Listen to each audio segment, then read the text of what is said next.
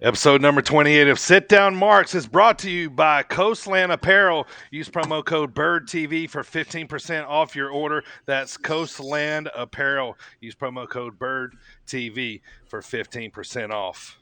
Welcome, everybody, to episode number 28. What's going on, Marks? How's everybody doing tonight here?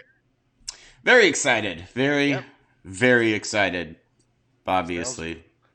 Sounds like you are here. Well, let's jump right into this. If you missed the Levi Cooper interview from this past Monday, go download that right now, or you can wait till the end of this very podcast and check it out, our interview with Levi Cooper. If you don't know who Levi Cooper is, or if the name doesn't ring a bell, shame on you. Who is Levi Cooper, Primo? Levi Cooper is an amazing human being who likes waffles over pancakes. However, he is formerly known as WWE superstar Tucker, also Tucker Knight, but mainly Tucker from Heavy Machinery. And what an awesome guy he was. I could have spoken to him for another 5 hours. And if you missed that interview, I don't know what you're doing with your life because it's been out for 2 days. Get on it. Yeah, download it, listen to it. Spotify, Apple Podcasts, Amazon, Google Pod, all the other ones. All of them. That's right. Everything I'm about to say here shortly. But yeah, he goes over wrestling at Arizona State, his time at NXT, not wrestling on the independents before he went to NXT. He talks about Dusty Rhodes, which, had me captivated. That story, and he's also got a story that will make you die laughing, and make sure you check that out. And he also talks about how come we never seen the big blow off between Heavy Machinery, actually him and Otis. So go check that out. It's on its own separate pod. It's out now. Go check it out, or you can wait till the end of the pod and listen to it right here. So, but thank you, Levi, once again for being on the show, man. Had an absolute blast. You're right, man. This guy is a great human being. Love what he's doing, and we're going to see this guy in 2022. So just watch out here. The force of nature is coming. Oh, I'm super excited. Like, I nerded out when he was talking about his new gimmick because I'm a big. Never mind. I'm not going to get into my book nerdery, but also we don't want to spoil it because all of our listeners are going to go listen to it. Yes, obviously, go listen to it right now. Let me introduce my panel here today. From the land of the rattlesnake, Mr. Team Extreme himself, editor and producer of the show. You better acknowledge this man. He's been the champ for quite a while now. What's going on, Primo? Welcome, everybody. Episode number 28. 28 episodes in. How about it? 156 days as your champion. Le champion primo. The reigning, defending, Sit Down Marks pay-per-view champion. Did you have to turn to read those two words on the sign? No, right, but I was turning to make Rodriguez now, a dramatic pause. Like somebody that can go... Primo! I'm half Puerto Rican and cannot roll my R's. I just learned not long ago, but I think if I had to do it on a daily basis, it would be hard for me. Let me introduce the host of the show, straight out of Yo Mama's kitchen. You know this guy. He's the only babyface left on the panel, assistant editor and producer of the show. Welcome, AJ. Oh, hi, Mark. I've been wanting to do that for like 2.5 months now. So that was the clip from The Room. Go watch the movie. It's horrible and amazing. Educate yourself. Now that we got that off your list, I do. Now I can be a normal human when I introduce myself when I get introduced. Remember earlier when we were like, some people are having trouble talking, and I was like, it's me. I'm the one having. Yeah, just a little reiteration there for you. Nope. Let's talk about the show today. We're going to talk about the week in wrestling. The Dropkick discussion today is our top 5 favorite ridiculous gimmicks. This one's going to be a fun one. I think we had a fun making this list here. And then we also got promo school. I'm going to bring a little Rowdy Roddy Piper to you today. He's going to talk. This is from 1991. is he's cutting a promo on Ric Flair, actually. So this is back in the old wrestling superstar days. Really cool clip that I found, as I'll talk about it later. It's from the old MSG Superstar show. So we got that. Primo's going to debut a new show called Name That Theme, or what was the name of it again? I'm sorry. Music Class. Music Class. Darn it. That was it. Way better than Name That Theme. Music Class. All right, boys, let me talk to you real quick, man. It's been a big week for the pod, man. We got to interview Levi Cooper on Monday with former tag team partner of Otis in Heavy Machinery. You guys had a blast interviewing Trevor Outlaw last night, which is going to come out on next week's pod, man. Talk about Trevor real quick and what you guys talked about to get people ready for the podcast, other than him and AJ's banter, which I think is going to sell the pod on its own here. Two Chicago guys going at it. North side, south side. He at one point he accused me of dropping his IQ, and I just hope that it has raised again after that happened. So I mean, that's all I can do is apologize. Like, sorry, Yours rudely is the tagline. Trevor Outlaw. He's a Chicago guy on the indie pro wrestling scene. Primo, did he cut a promo on you guys or what? I can't wait to hear. I think if you listen to all 40 minutes or however long it is, the entire thing is a promo being cut on us. He cut the entire from the beginning, from AJ screwing up the intro. So, oh my God, I fucked up. That was the wrong time to screw up the intro. Nice. There's Trevor Outlaw just sitting there. I'm like, so if it's must listen podcast entertainment for sure. Don't miss out next week when we air it. Oh, yeah. There you go. That'll be episode number 29 coming up next week, man. But, yeah, it's been fun, man. We got had some big interviews. We want to thank everybody that comes on the pod. Also, Bucky as well. Go check out Bucky's interview from a couple episodes ago. Bucky for everyone on Twitter. These guys are lighting up the indie scene right now, man. And just super fun, hilarious guys that we've all had a chance to talk to. We've been so busy, but that wasn't that long ago. That was last Wednesday that we aired Bucky Collins. Yeah, that was a week ago. It seems so like it was... we've just been the Sit Down Marks podcast crew here. We have been killing it. We are on fire, and we are going to keep taking this podcast to the moon. I don't know why I didn't join in on that. That little chant right there. You're gonna stay on Earth. I was trying to be humble. Thanking everybody for downloading and subscribing all of our audio and episodes on Apple Podcasts, iHeartRadio, Stitcher, Spotify, Google Podcasts, TuneIn Radio, Amazon Prime Music, Audible, SportsWire, online radios, Friday at 6:45. Primo, where can you get the Marks merch just like I'm wearing right now? Check out these fancy threads right here, baby. That's and right. AJ, look, that AJ's beautiful banana-colored shirt you're wearing and that great baseball tee that AJ has on. Both of them with the fantastic Sit Down Marks logo. It can be found at tpublic.com/stores/Sit Down Marks. Look how good of a job they do, too. This is fucking awesome. I know, man. These exact shirts, Big Beef's going to have them on when he hits the ring. His match just got announced for September 24th at St. Louis Anarchy. Me and AJ are going to be ringside with Adam. We're going to be there for this amazing card. By the way, next week we're going to break down that card of this is man. This might end up being the best card I've seen in a long time. We bought these tickets early, AJ. Remember? Yeah, we did. And they had just announced Mccabe and Wyatt. Now, when I read this card to you next week, it's a very who's hot on the indie scene right now. So it's gonna be fun. So let's talk about our pod here today. Primo, let's kick it off, man. How about this day in wrestling history and birthdays? Let me talk to you. Whose game is it? Primo's game, baby. Right. This day in wrestling history, September 15th. That's today for all you Marks listening. 1995. WCW fires Steve Austin. No. This led to him being hired by ECW. In case you've never heard of this guy, he was hired by ECW a week later, mostly just cutting promos because he happened to be injured at the time. And then later on, 3 months down the line in December of that same year, he was hired by some company called WWF.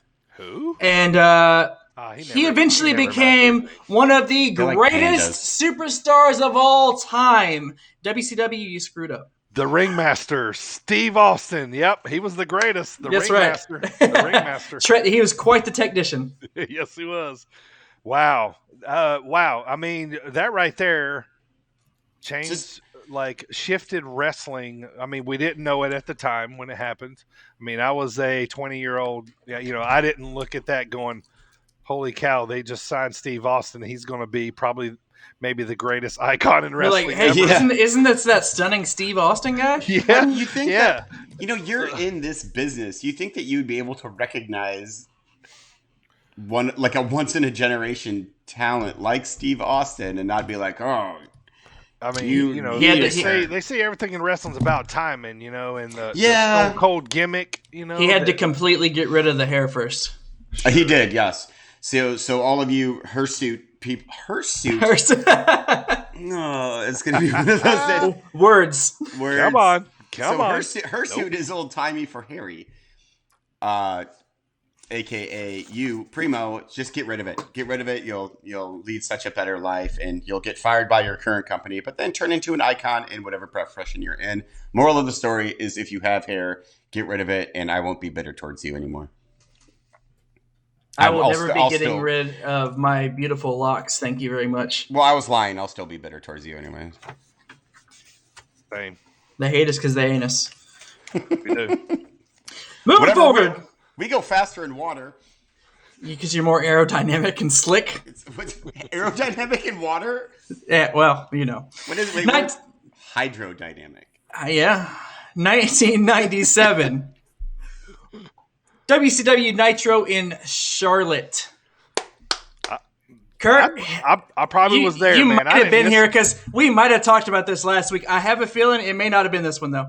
1997 WCW Nitro in Charlotte. Kurt Hennig defeats Steve McMichael to win the United States Championship. Was that the one where Rick wasn't there? The evil one where you started hating Mr. Perfect? I don't know if it was that one or not. But this is significant because this gave the NWO the top 3 championships in the company, but was more notably Hennig's only singles championship in WCW. That's so sad. Oh wow, yeah, I don't remember that. I mean, I could be wrong, but he turned on the Horseman at Fall Brawl, so it must have been a different one. But it was around the same year. But they were going around, they were in Charlotte a couple of times a year, WCW, territory around that time. So that was their downfall. So he was still turning out of the Horseman there. So I don't think he would have joined NWO that quick. What'd you say? Nothing.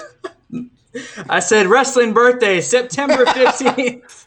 I'll hear this on replay. 1987, and we have Rhett Titus. Oh, nice. Rhett, old Ring of Honor. You said they were constantly coming to Charlotte. I said that was their downfall. Because nobody likes Charlotte. Come on. I like Charlotte. My city. I don't like Charlotte. I've never been there, so. Oh, you're missing out on Flair, a lot of... Charlotte, North Carolina. Well, who we talking? North Carolina. Charlotte Flair is great. I bet Charlotte, North Carolina has a lot of... Charlotte Flair is awesome. Yeah, you guys like Charlie? You like Charlie? Charlie the dog. Oh, we'll get to that. 1954. Adrian Adonis. Nice. Adrian Adonis. Man, I remember him, kind of. Good heel. I don't. Mm-hmm. I mean, I do remember him just because of history. Yeah. But he was a large man with pink tights, and He can move. He can move like Bam Bam. He can move, and he could sell, and he'd put butts in seats because you love to see him get his ass kicked. I remember him being one of those people that couldn't put his arms down all the way because he was so swollen, muscular that he. Like the British Bulldog used to be, he probably couldn't wipe his own butt and stuff, without a rag on a stick. I mean, he wasn't too much bigger than Dusty Rhodes in his heyday. You know what I mean? It was just, he was a flamboyant. He wore pink boas and stuff. He did wear. But he was good, man. He's good. Wrestling needed guys like him. Speaking of guys that wrestling has needed, what a generational person. He's been around for a long time in different time frames of the wrestling business. His birthday is also today, 1947. Teddy Long, player. Oh, holla holla! What was that? Meme you sent me that every time you see 4 people arguing in public? Yeah. Teddy We got Long. ourselves a tag team match, player. You always got that look like Teddy Long. That's right. We got ourselves a tag team match. I'm gonna do that next time I see 4 people fighting. And that is run like hell. This day in wrestling history. Very nice. Nice one there. Adrian Adonis. I like seeing those random names pop up like that. AJ, what's going on, man? Wrestling in the headlines right now. What's happening? So we've got a few things. First and foremost, I want to talk about the return of Dark Side of the Ring because it is awesome. They do some great shows, and they're always fascinating. They released what their subject matters this season are going to be. We have the steroid trials with like Hulk Hogan, Vince McMahon, all that good stuff. Okay. The plane ride from hell. I'm so excited for that one. I am too. That was going to be good. We have Chris Canyon. We have Frontier Martial Arts. Luna Vachon, which I think is an interesting subject. Chris Canyon, I think, is the first one, maybe. Yeah, I think they're kicking it off with Chris Canyon. And then we have XPW, and then we have the terrifying Johnny K9 is going to have an episode as well. Looks like it's going to be a pretty cool season. I can't wait. I love this show. So Paige, Paige here. Paige here. She sent out a tweet that has the wrestling world a little bit confused. The tweet just said January. Like, that's all. Like, whether or not that means, her contract is up and she's moving on. She makes her debut somewhere else. Who knows? Maybe that's the release of her next sex tape. Who knows? It just says January. I mean, we don't know. It could be anything. We don't know. What's next? Mick Foley is in trouble with WWE right now. Oh, yeah. What's happening with old Mick? He basically... Dude love. He basically buried his own company and built up AEW. Does this kid still work for one of them in the No. office? Oh, they talking about the other one, Dewey. Yeah, Dewey, yeah. I think he is a writer. Yeah, is he? I think he is too. Well, Vince is not happy with him right now. I do want to backtrack real quick. Back to Paige. I noticed also, this was about a week ago, she had also tweeted out, "Can I still use This Is My House, or is that taken?" That's the name of her next sex tape. This Is My House. I mean, we don't know. The marketing writes itself. I mean, we don't know. You could only dream. Let's hope. I can. Let's hope not. I love Paige. Last up, there's some big contracts. Wait, what did Mick say to Barry? We didn't figure it out yet. You didn't say, did you? Mick say to Barry? What did he say to Barry, his own company? He said that if he was a young up-and-coming talent, he would not go to WWE because they don't care about young up-and-coming talent, basically. He would go to AEW because they do care. And then... Interesting. Well, and then, so he got into a bunch of shit for that, and then Booker T backed him up and said the same thing. He was like, I agree with Mick. Our product sucks right now. We need to do something. AEW is killing it. Why aren't we doing what they are doing? Basically, that's a paraphrase, but that's basically what it is. Is AEW wrestlers, are they getting insurance? I would assume so, yes, because that was one of the big sticking points of why WWE sucked so much. Yeah. But at the same time, I don't know, because they can work for they're actual independent contractors, so I don't know for sure. Yes. Right. Did you just look it up? Yep. Nice. So yes. It says, All Elite Wrestling offers its wrestlers health insurance business benefits, unlike the WWE. Woops. WWE. Quote the source on that. Where'd you get that from? Don't say Wikipedia. What? What's your source? My source, my source, muscleandfitness.com. Okay, works. I thought you were going to say my own brain. Just wanted to give them credit of where we were getting that from. You're Anything welcome, else in headlines? That's $10. Really quick, some big contracts are expiring this year. Big names left are Sami Zayn, Johnny Gargano, And then in January, obviously, Kevin Owens. But Sami Zayn and Johnny Gargano are due at the beginning of December. Like, their contracts are up. So who knows what's going to happen to them, especially with the new, very, very colorful, very hip-hoppy NXT 2.0. Did you see...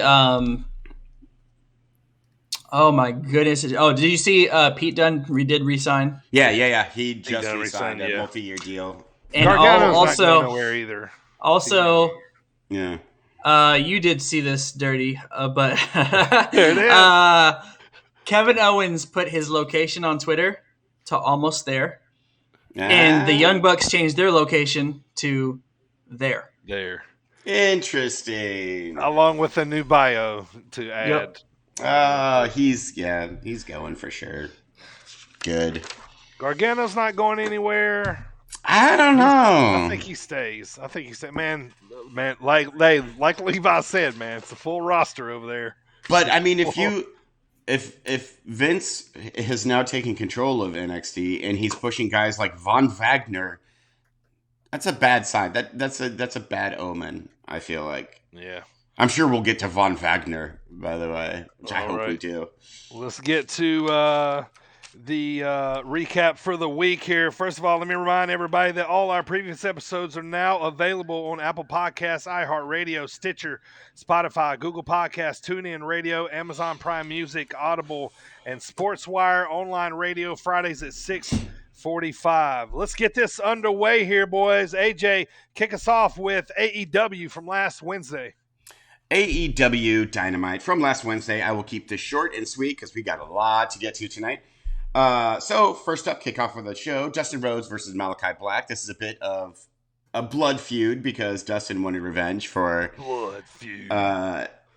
hobbling. You're Cody not going to Rhodes. beat up my brother. And it started like a feud, like a revenge feud show. Dustin immediately went and attacks Malachi Black, like right before the bell even rings. They go back and forth. Dustin gets a bit of offense, and God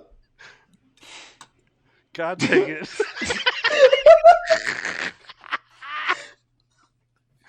So got a Billy and Chuck reference here already early in the podcast. God dang it. So Malachi Black. I'm just gonna. All right, so everybody, hang on. I'm gonna give you a second to gather yourself here. I'll explain to the masses what just happened. All right, so I was telling the boys that our screen looks good tonight, of our setup and everything on, and Primo told me that I look good tonight, and then I blew him a kiss, and then so right after that, of course, in wrestling fashion, he typed out, "But this is the way you have to sing it while you read it." You look so good to me. So that's what we got. So we got a Billy and Chuck reference here. All right, AJ, I tried to keep going. Like, I looked up and tried to ignore you guys, but nope. Yeah. Oh, my God. Dustin Rhodes gets hit with a black mass in the shoulder. It was such a botched black mass, hit him in the shoulder. They were in Cincinnati tonight, too, right? Yes, they were in Cincinnati. That'll come into play. Yep. So, yeah, bad black mass in Dustin's shoulder, but he gets the 3. Right, yeah. That's how powerful it is. You get hit in the shoulder, and it was like black a play mass. scene. All you got to do is just got in the vicinity. It's like a bomb. You yeah, get it close. There's Horseshoes, a blast radius. Hand grenades, and black mass. Black mass. That's all you have to do to get it close. Although I will say that Dustin Rhodes looks fantastic. He's like 104 years old, and he still can move, and he looks great. He's in still great the natural. Still Hell yeah, natural, man. Still. I wish he was still me. Black Rain, because that's his best gimmick ever. No, 7. That lasted all of 8 seconds. 7 seconds. So then, I want to mention, this is not really a main focus of the show, but Miro and Eddie Kingston both got promos. And Eddie Kingston's basically pissed off that Miro kicked him in the dick. And then Miro, in all seriousness, when he was giving his promo, he goes, "I had to ice my balls too." And I laughed so hard when Miro said, "I had to ice my balls too." Like, just putting over their back. Because Miro kicked him in the dick. Yeah, he kicked that he kicks in directly in the word of the Redeemer. Kicked him in the old doodle, as it were. The old banana bags. The old dangle. Loins. Primo just left the screen, came back, and just goes, loins. So, up next, CM Punk promo, which is always awesome. He thanks Sting and thanks Darby Allin. He compares being in the ring to riding a violent bicycle. Very cool. Yeah, I love this. He uses Taz's tagline on him. Oh, yeah, when he is talking to... Yeah. Survive.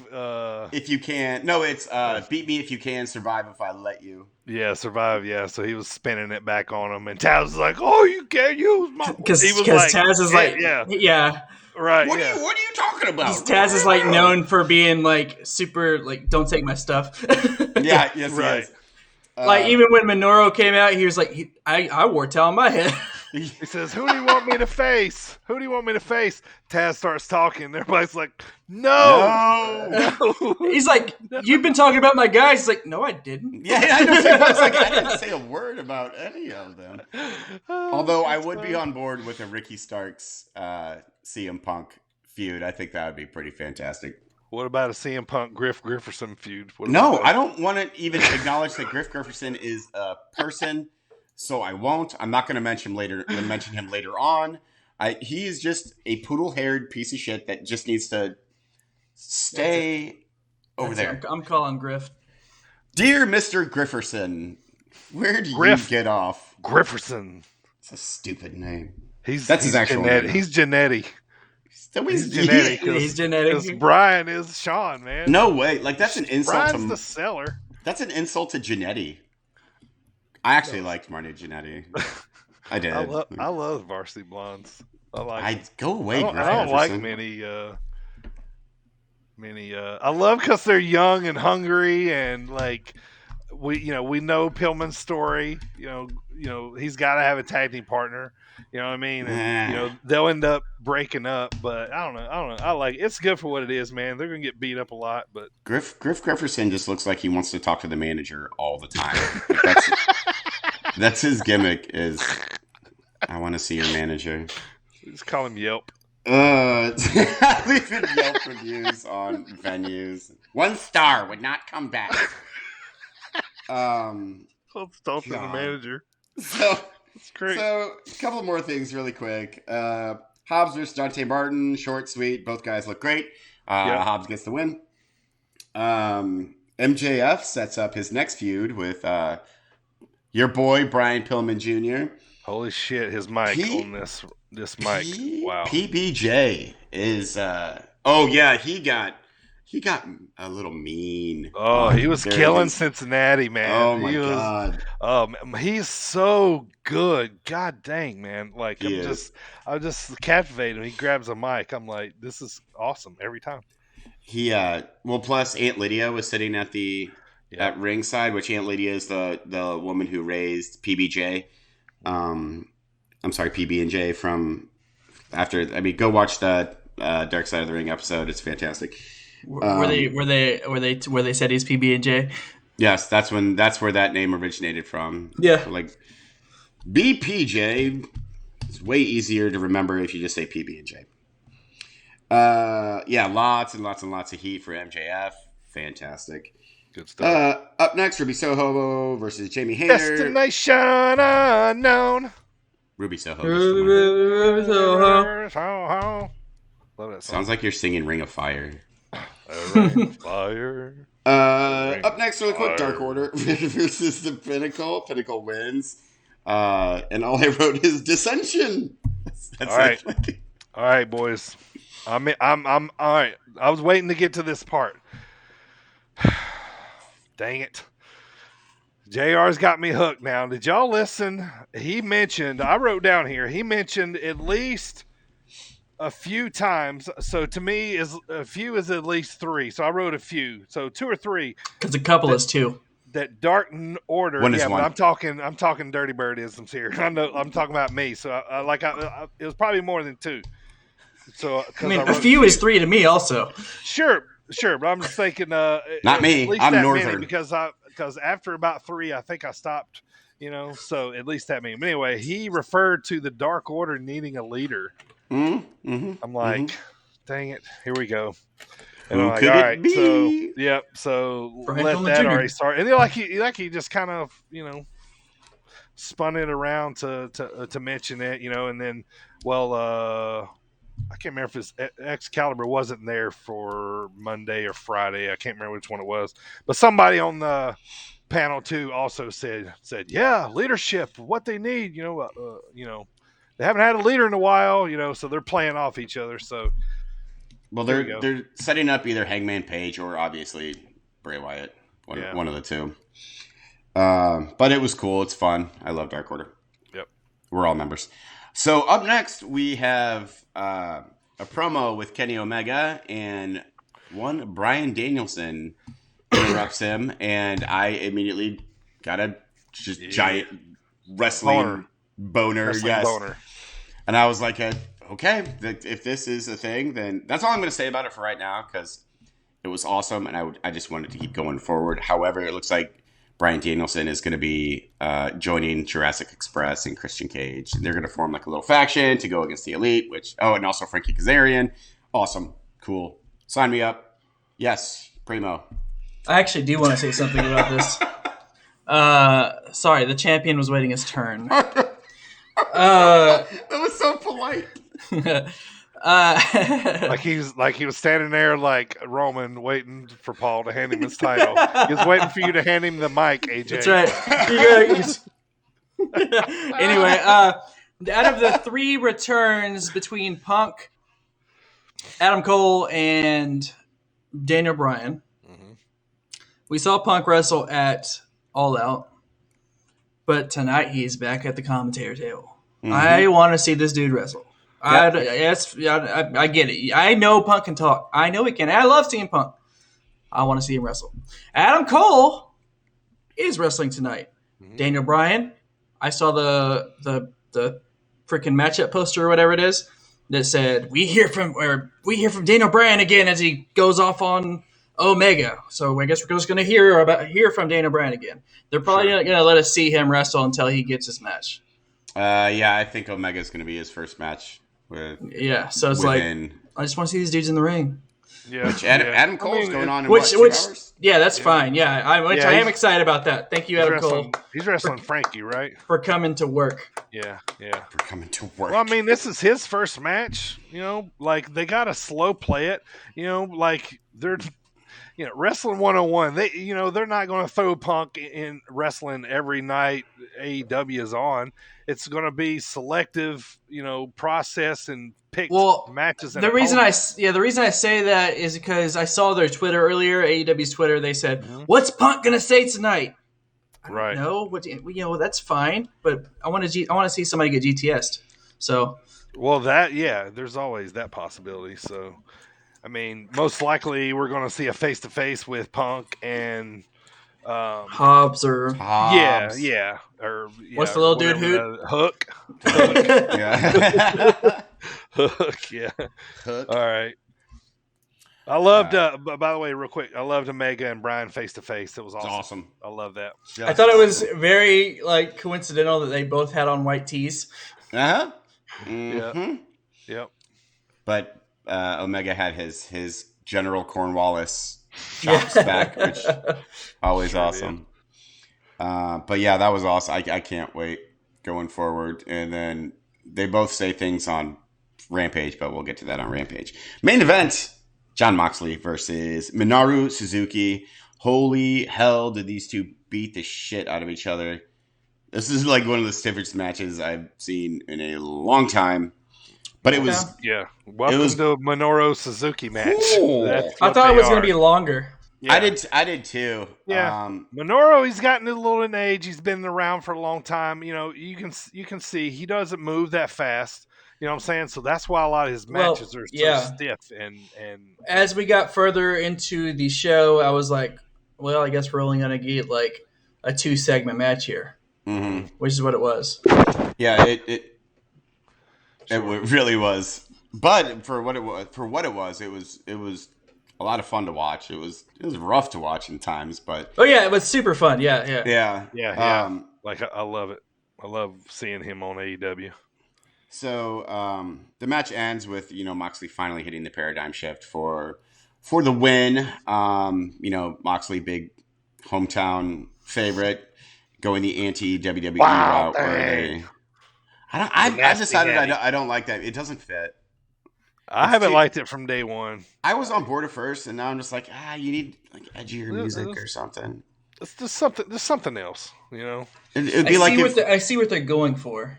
Sure, but the loose cannon, wild thing, whole crowd interaction. Yeah. Major league vibes. Like the badasses coming to the ring. Everybody's involved. But it's not a very badass song. He's the badass. Yeah. So I do want to mention something about Moxley because I was just reading random articles or whatever, and Bleacher Report made a great point about Jon Moxley, saying that he's the first like major name to jump ship, apart from like Cody Rhodes, obviously, because he invented it. And that without Jon Moxley, AEW wouldn't be what it is today, because he was kind of the first one that like kind of had the balls to be like, I'm going to this new promotion. So they like if you want to read the article, it's really cool. It's on Bleacher Report, but it basically says that Moxley is the most important signing overall for AEW, and that he should basically any like legend coming in, he should always go over them, which I kind of agree with. I think it's a very good point. Bleacher Report, that's $10. You're welcome. Yes, the 11 or 15. I mentioned it twice. You buy one, you get one half off. So that anything else? Nope. One half off. Yeah, one half off. Yep. Stuff. That's it for Dynamite, AJ. Dynamite. One last note I want to throw in here. You guys know I'm a big Tully Blanchard fan. Tully. FTR is now executing the slingshot suplex. Yep, the old I'm trying to get Beef to put in his repertoire. So that would be fun. So that was cool to see that. So that was AEW Dynamite from last Wednesday. Tonight should be a good show. But right after last Wednesday's Dynamite, Thursday night was Impact Wrestling, which they are leading up to Victory Road, which is actually this coming Saturday. So last Thursday, a couple notes. They led off with Rich Swan versus Carl Anderson. Carl Anderson won by a pretty nasty cutter off the top rope into a table to finish the match. Next up was Chris Bay versus David Finley. So we are still progressing the Chris Bay Bullet Club versus Finn Juice storyline. Finn Juice. All right, so the way this one came out was Juice Robinson ended up coming out to try to distract Bay. Finley ends up winning by a roll-up, so a classic distraction finish there. And then Hakaleo of Bullet Club shows up, power bombs everybody. And then Juice Robinson was already nursing which I think was a shoot ankle injury. But anyway, so nonetheless, they finish him off with a concerto to the ankle.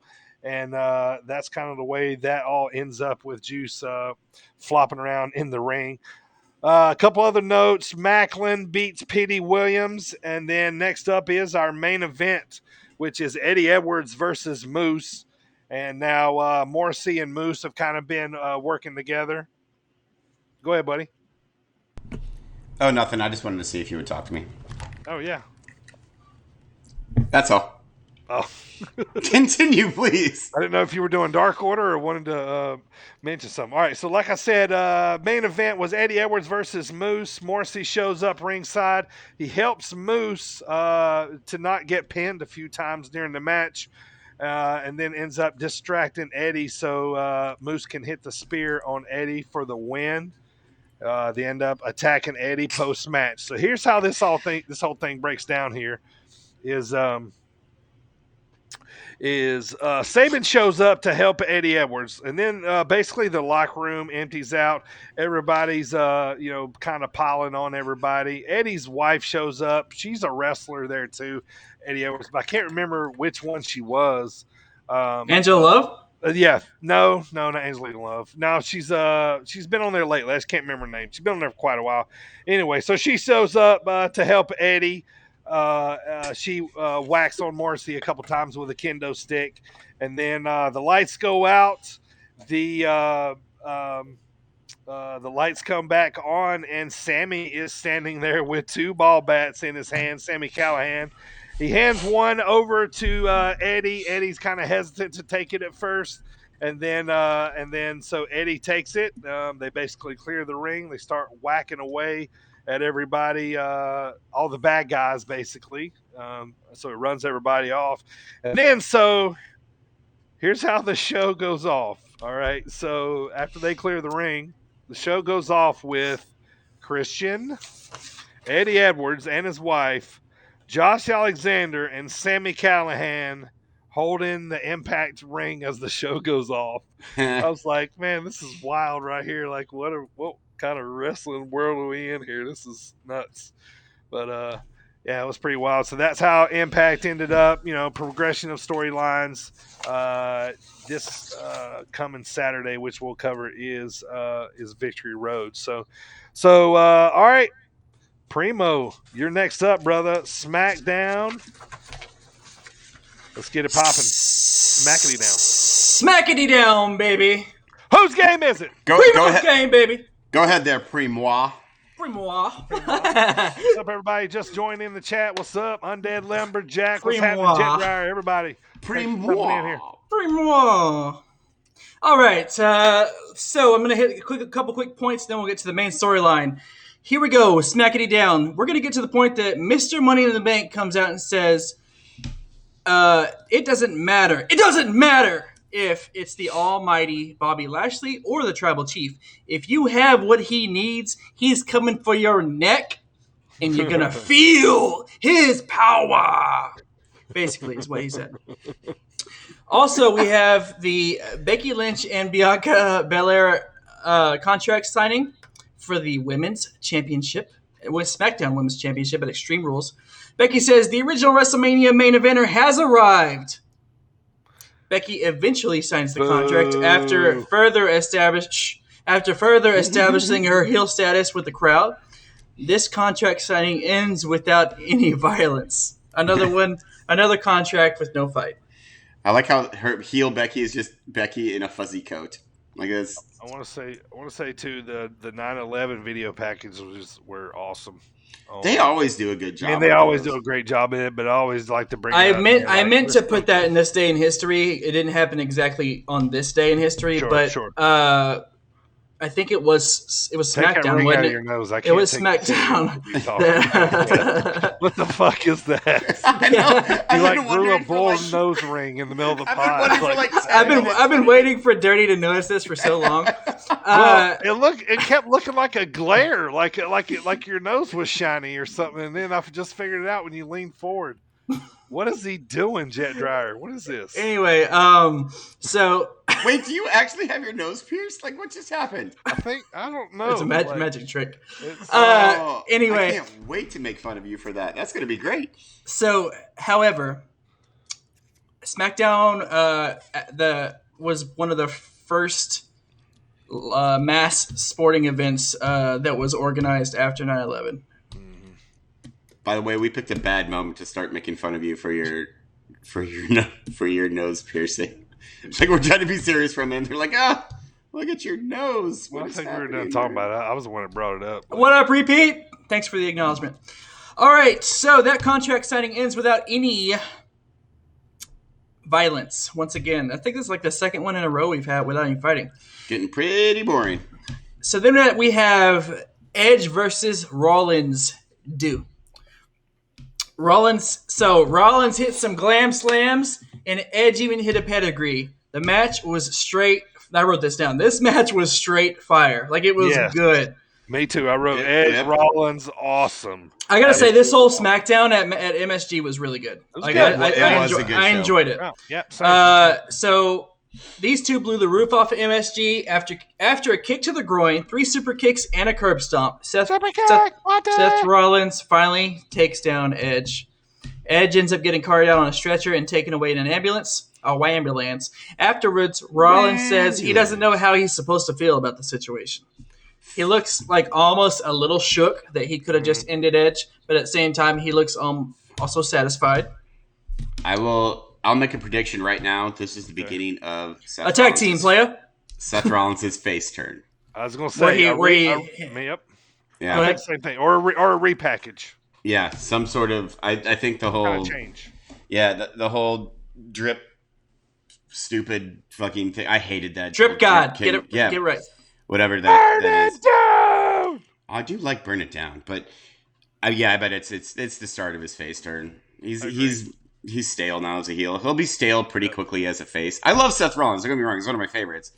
But he can only be one thing for so long, and then you're like, okay, I'm bored with this. Switch back, and then after that, you're like, okay, I'm bored with this. Switch back, and then so maybe I don't like him all that much now that I'm saying all this out loud. Anyways. So, let's move on to the main point of the show. The head of the table arrives to start the show off. He confirms that WWE runs NYC, and the Tribal Chief runs WWE. Therefore, that means the Bloodline runs the WWE. We're the ones. That's right. We are the ones. And they all hold up one. Mm-hmm. Which also means the Tribal Chief runs MSG. So he makes everyone at the Garden acknowledge him. And they were. I love this segment. They were, yeah. The crowd was chanting Roman so loud. I love it. Everyone I wrote this down. Everyone was indeed acknowledging him. I love how Yeah.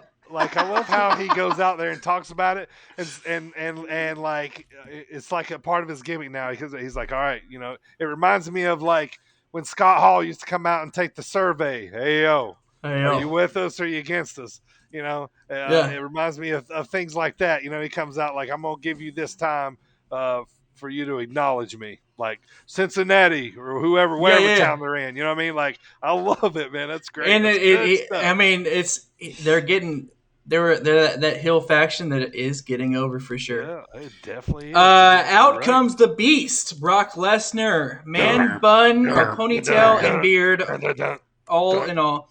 Pat McAfee is back, by the way. He's healthy. He says if the aliens came tonight, then Brock Lesnar is the human that he would send to fight him.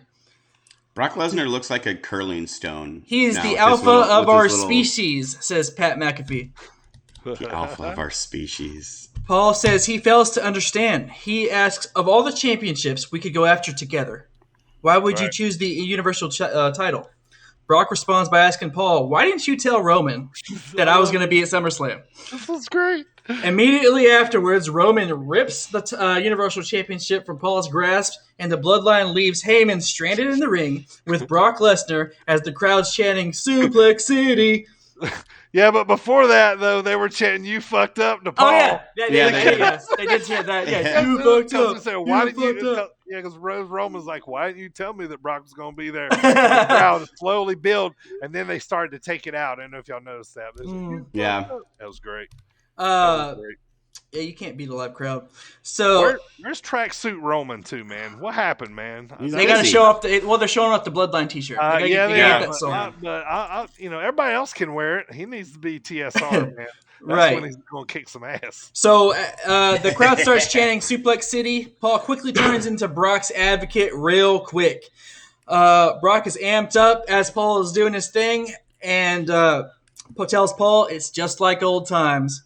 Then he tells Paul to accept his challenge for the Universal Championship before Roman fires him. Brock goes, and obviously Paul stumbles, and because he doesn't want to burn a bridge with Roman here. And Brock goes to F5 Paul Heyman, but Roman saves him, and Heyman and the Bloodline ended up making their exit together. But so backstage, Paul Heyman says that the Tribal Chief will answer Brock's challenge when he deems it's a. I love this. Every time somebody big comes in, they expect Roman just to be like yes or no. When he chooses, Yeah, you're on the tribal chief's time. That's right. You don't just demand from the head of the table. That's right. So, except you, we demand from you. Later on, Paul says the tribal chief will answer the challenge after Usos defend their tag team championships against the Street Profits. After Roman hypes up the Usos before their match, he turns to Paul and says, "I saved you." Talking about earlier, referencing the F5. "Why didn't you tell me Brock was going to be at SummerSlam?" Yeah. And they left it at that. The Usos have their match defending their titles against the Street Profits. You fucked up. During the match, the Tribal Chief and Paul Heyman come out to watch the match. This match was good. It was really good. When it starts to look like the Street Profits might win, Roman Reigns steps in and makes sure that his cousins don't lose. After he chokes out Montez Ford, Roman says the Tribal Chief ducks from no man. If Brock Lesnar wants it, he's going to get it. He's going to smash Brock just like he smashed Finn Balor. Oh! Boom, boom. Boom, boom, boom, boom, boom, boom, boom. That's right. The Demon's music hits. The Demon has arrived at MSG. Michael Cole says it appears Roman's gonna eat. Right then and there, Michael Cole says it appears the Demon will face Roman at Extreme Rules for the championship.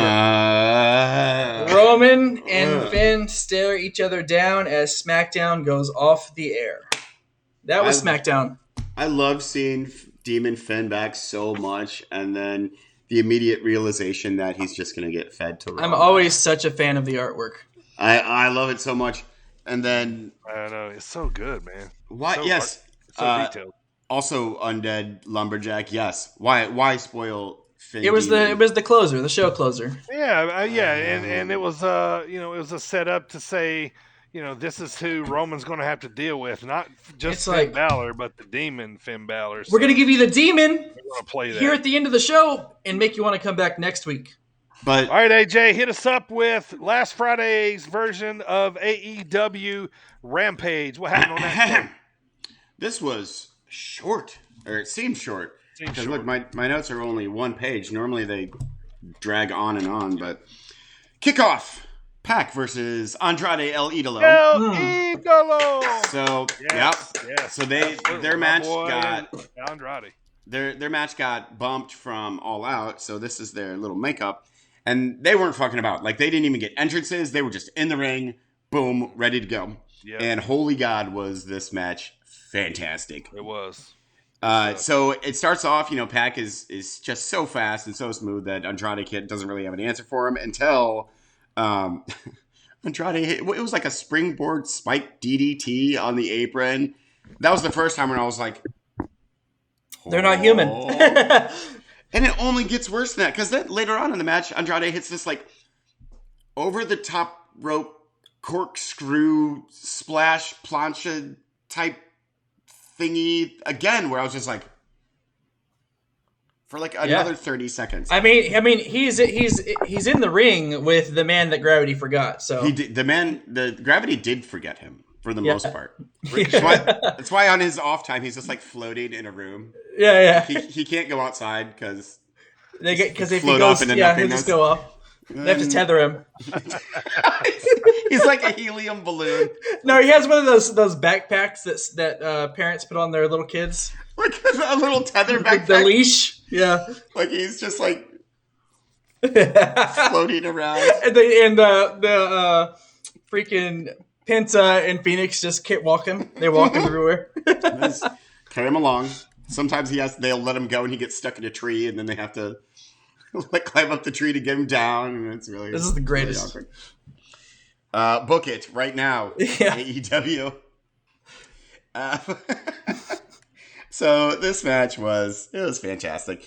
Andrade gets the win, but he had to steal it because Chavo interjects himself into the match, and he didn't like that Chavo. He didn't like that Chavo helped him. No, he did not, and then he like punched him afterwards.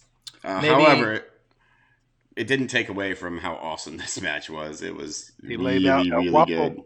El Guapo. Ooh, that means the handsome. Bum, bum, bum. Are gringos falling from the sky? Michael, if you want to answer that question for me in the chat, please do. Up next, we have Mago.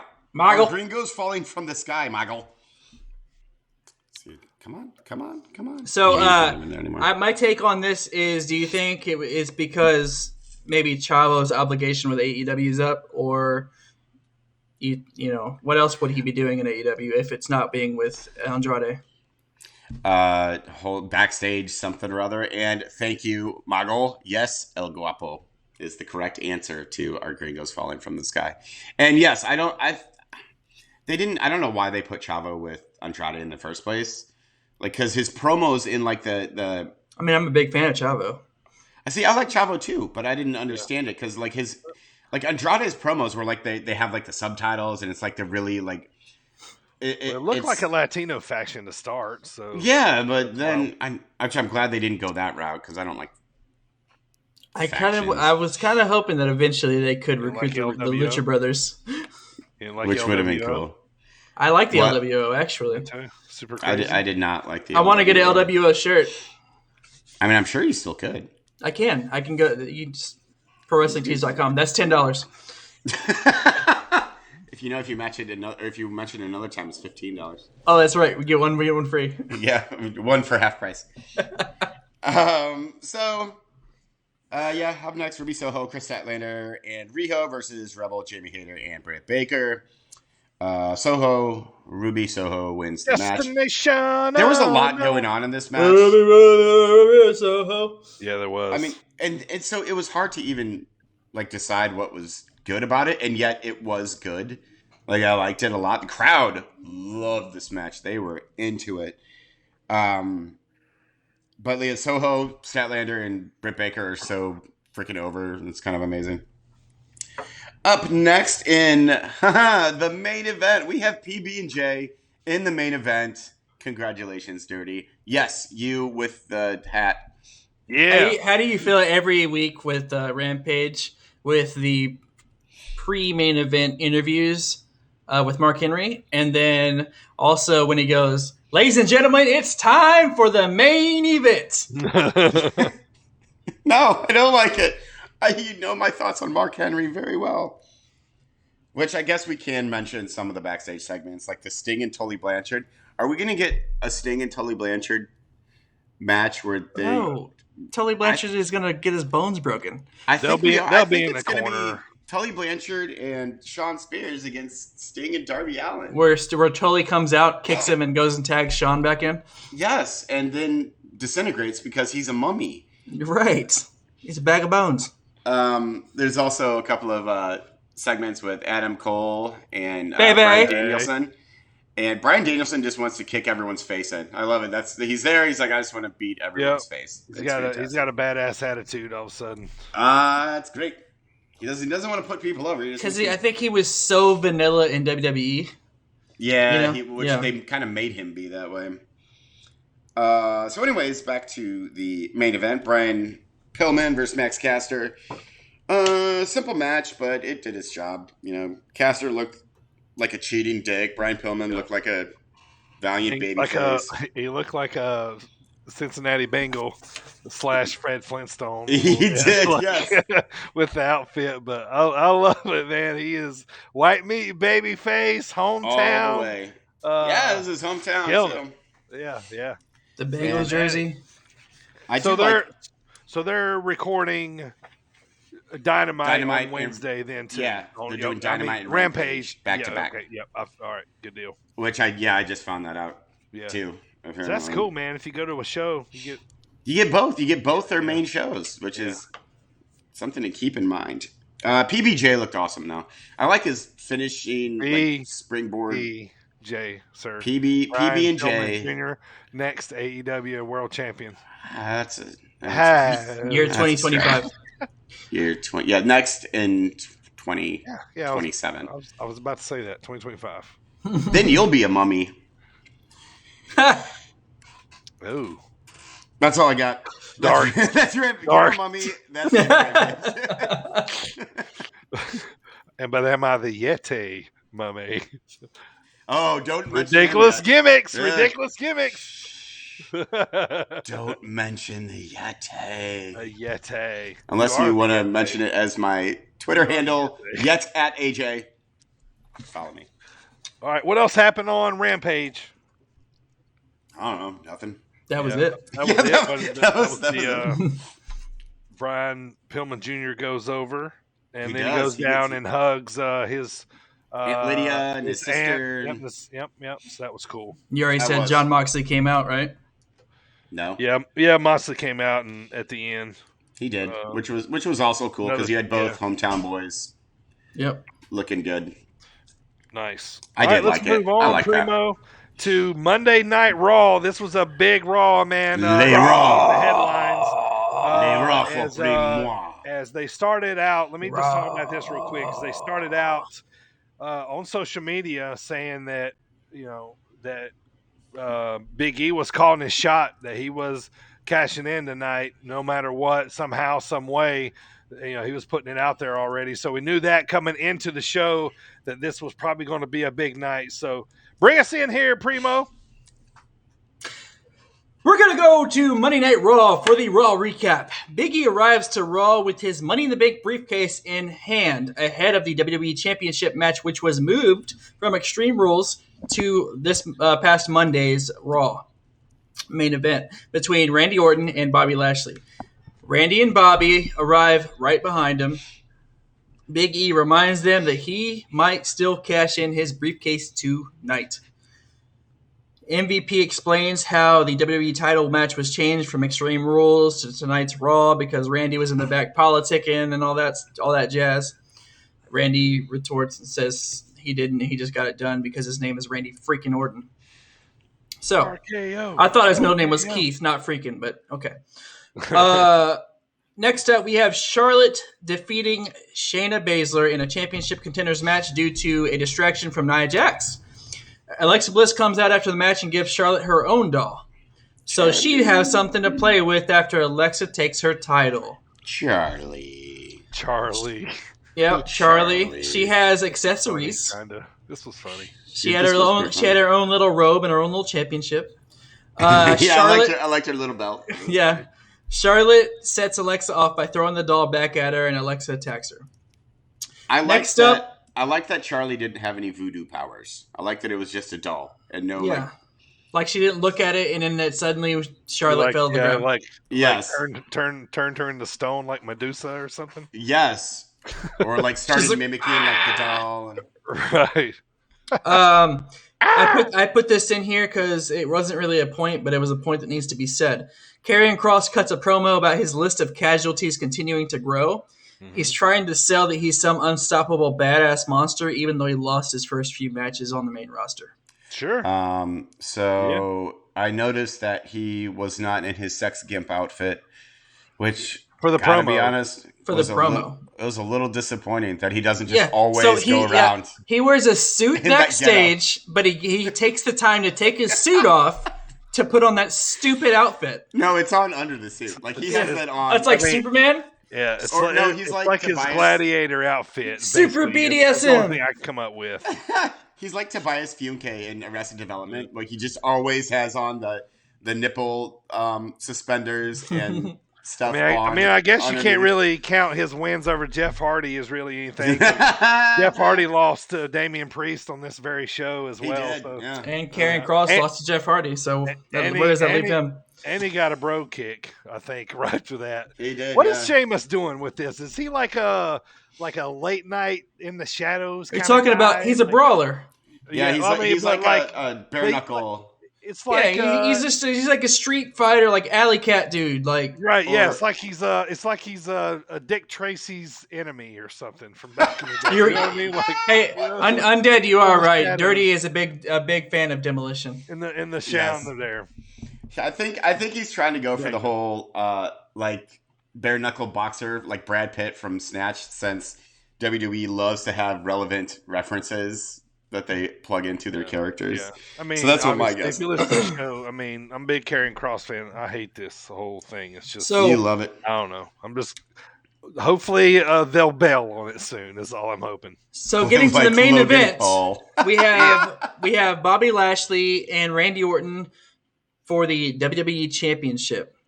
Right. Yeah, let me tell you this too. I'll let you. They finished this match with 9 minutes left to go in the show. Yeah. They finished the match with 9 minutes left to go in the show. Go ahead. So I was going to say that told us everything we needed to know about what was happening. yes, true. You are correct. Bobby Lashley ends up defeating Randy Orton in the main event. After the match, Bobby Lashley attacks both members of RK Bro. He starts to limp away after putting away Randy Orton through an announcer table. But Big E comes out to cash in. Big E! The match between Big E and Bobby Lashley begins. Big E immediately targets the leg that he was limping on, that Lashley was limping on.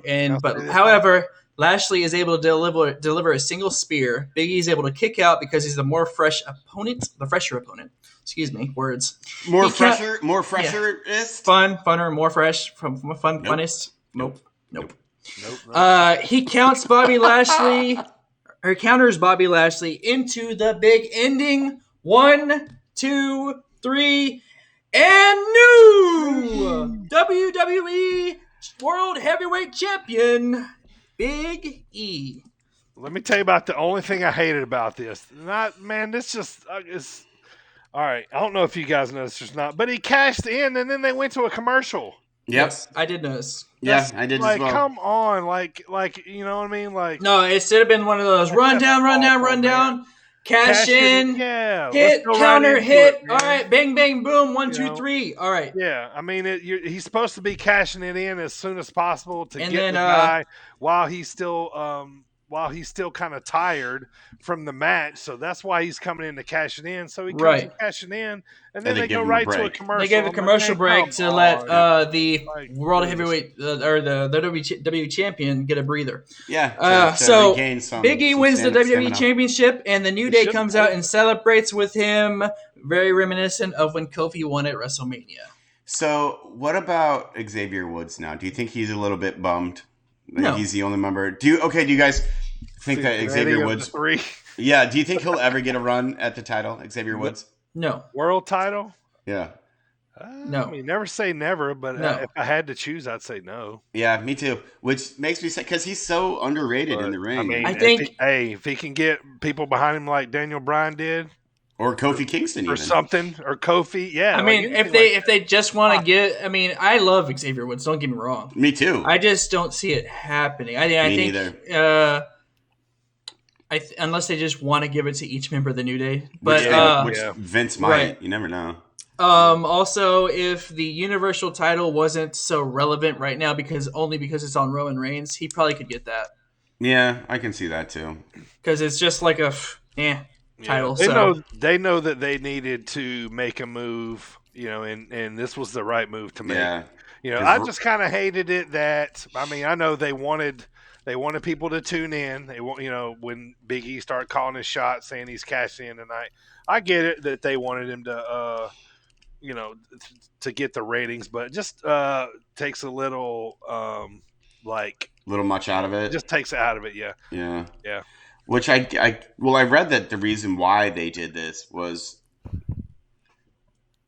because it was a direct result of AEW.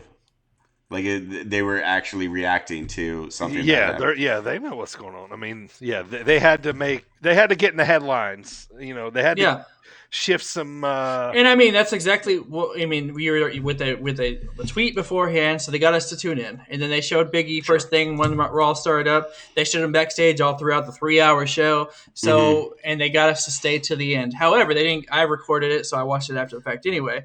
But that was their purpose. Yeah.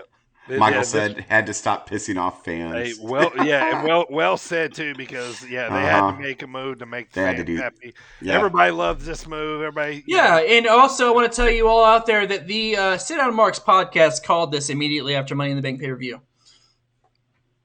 We called that Big E would cash in on Bobby at some point. Okay, I'm so dumb because I was like, wait, that who really called a prediction us? though? I mean, that's what people do is they cash in the briefcase. Yeah, but we knew it was going to be against Bobby. Bobby, yeah. We called that. Like Bobby, all three of us. This podcast, you are included in that prediction. Yeah, I just didn't remember that. I didn't really it's that old head thing. Prediction. Yeah. No. He only remembers what fuck your old jokes. Stick with your ass today. Sorry, I have a bad memory. Too. Yeah, I was saying. So I didn't really remember. So So y'all were just saying that we said it was Bobby. Yes. That would be Yeah. the one. Okay, gotcha. Yep, that was us. Nice. Now, it'd be interesting to see what happens now with Big E. So I like the New Day's reunited finally. I do too. They are, I yeah. like So it. happy with that. They're probably gonna like fuck it up and turn him heel or something No, like that. give Kofi and Xavier the tag championships again. Yeah. And then they can have Now you can have Bloodline versus the right, New Day. exactly. Yeah, champ.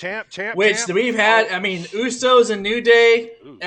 They've always had phenomenal matches. Sure.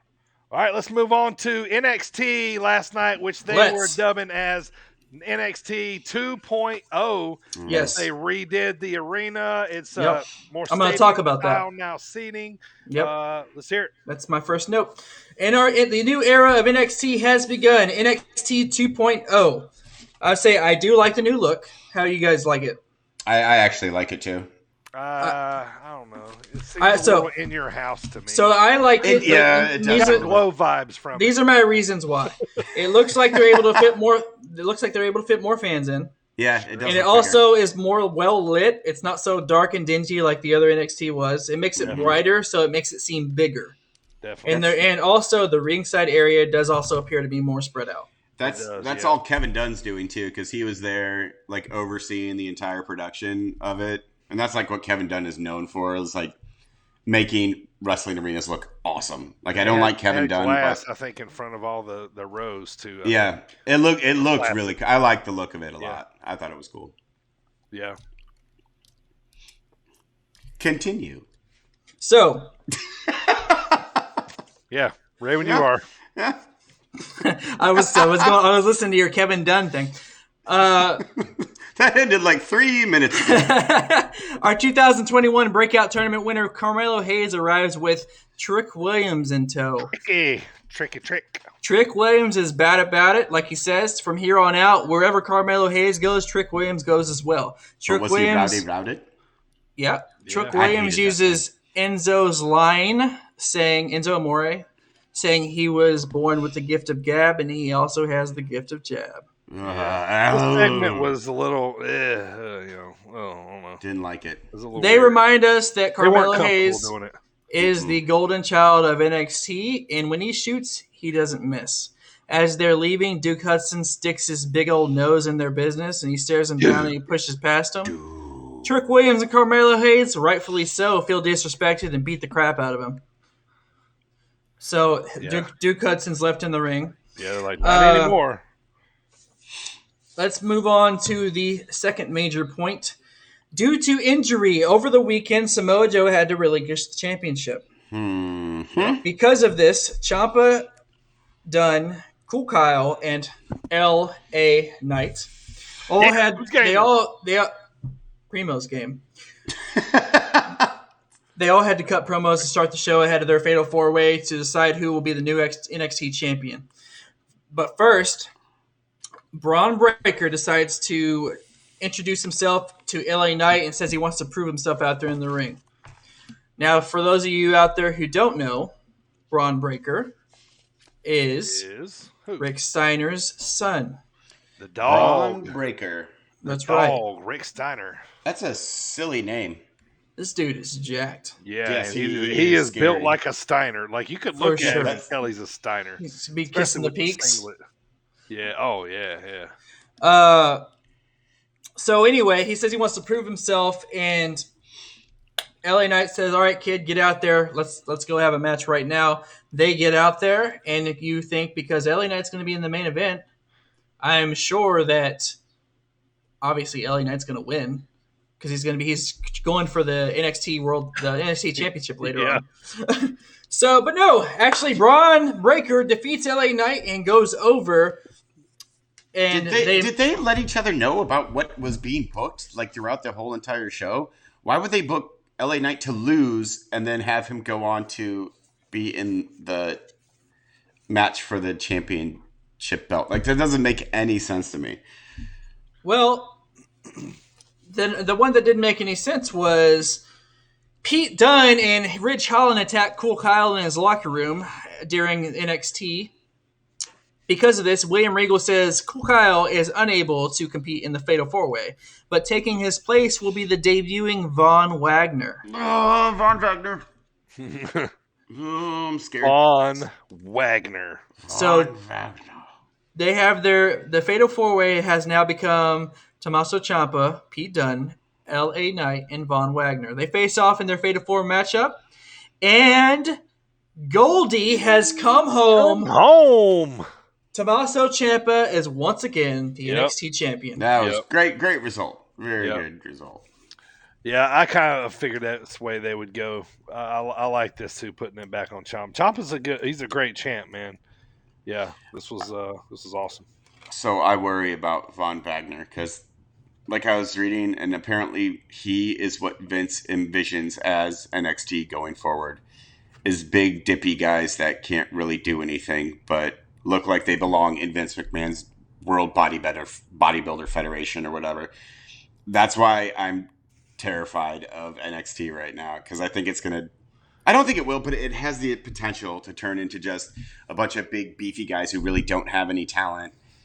Man, beating the crap out of each other. Yeah, they are showcasing new guys. They got a new look. Von Wagner. Yeah, I don't know. We'll see. So, I'm scared that it's going to go back to like 1988. Like where Vince is like, oh, these guys are great. Wow, look at their beef. And it's going to be I love when you do the Vince voice. It hurts my throat. What better way to close out the very first night of NXT 2.0 than none other than Index's wedding? How exciting. I actually enjoyed it. It was hilarious. Yeah, me too. They're already, most of them are already up on the stage, or on the ring, excuse me. Johnny Gargano walks Indy down the aisle to give her away to Dexter Gaylord Loomis. Dexter Gaylord Loomis. Yeah, I wrote that down too. Johnny, at the very beginning, he keep being super disruptive. Austin Theory and Ozzy Jones are all dressed like Dexter Loomis. So Theory didn't come back to disrupt the party. He came back to be a friend. Right. Yeah. So I was incorrect last week. He was just there to be hilarious. When asked if anyone objects to the wedding, everyone raises their hand until Dexter opens up his coat and reveals the hatchet. Like he just threatened to murder everyone. That made me laugh. Like, you object? I will murder all of you. Indy gives these great vows to Dexter, and then it's Dexter's turn. And he just gives her the thumbs up. Yeah. My favorite line from Indy though was when she was complimenting. She goes, Dexter. She's like telling all this great stuff about him. She goes, "I've never seen you lose a staring contest."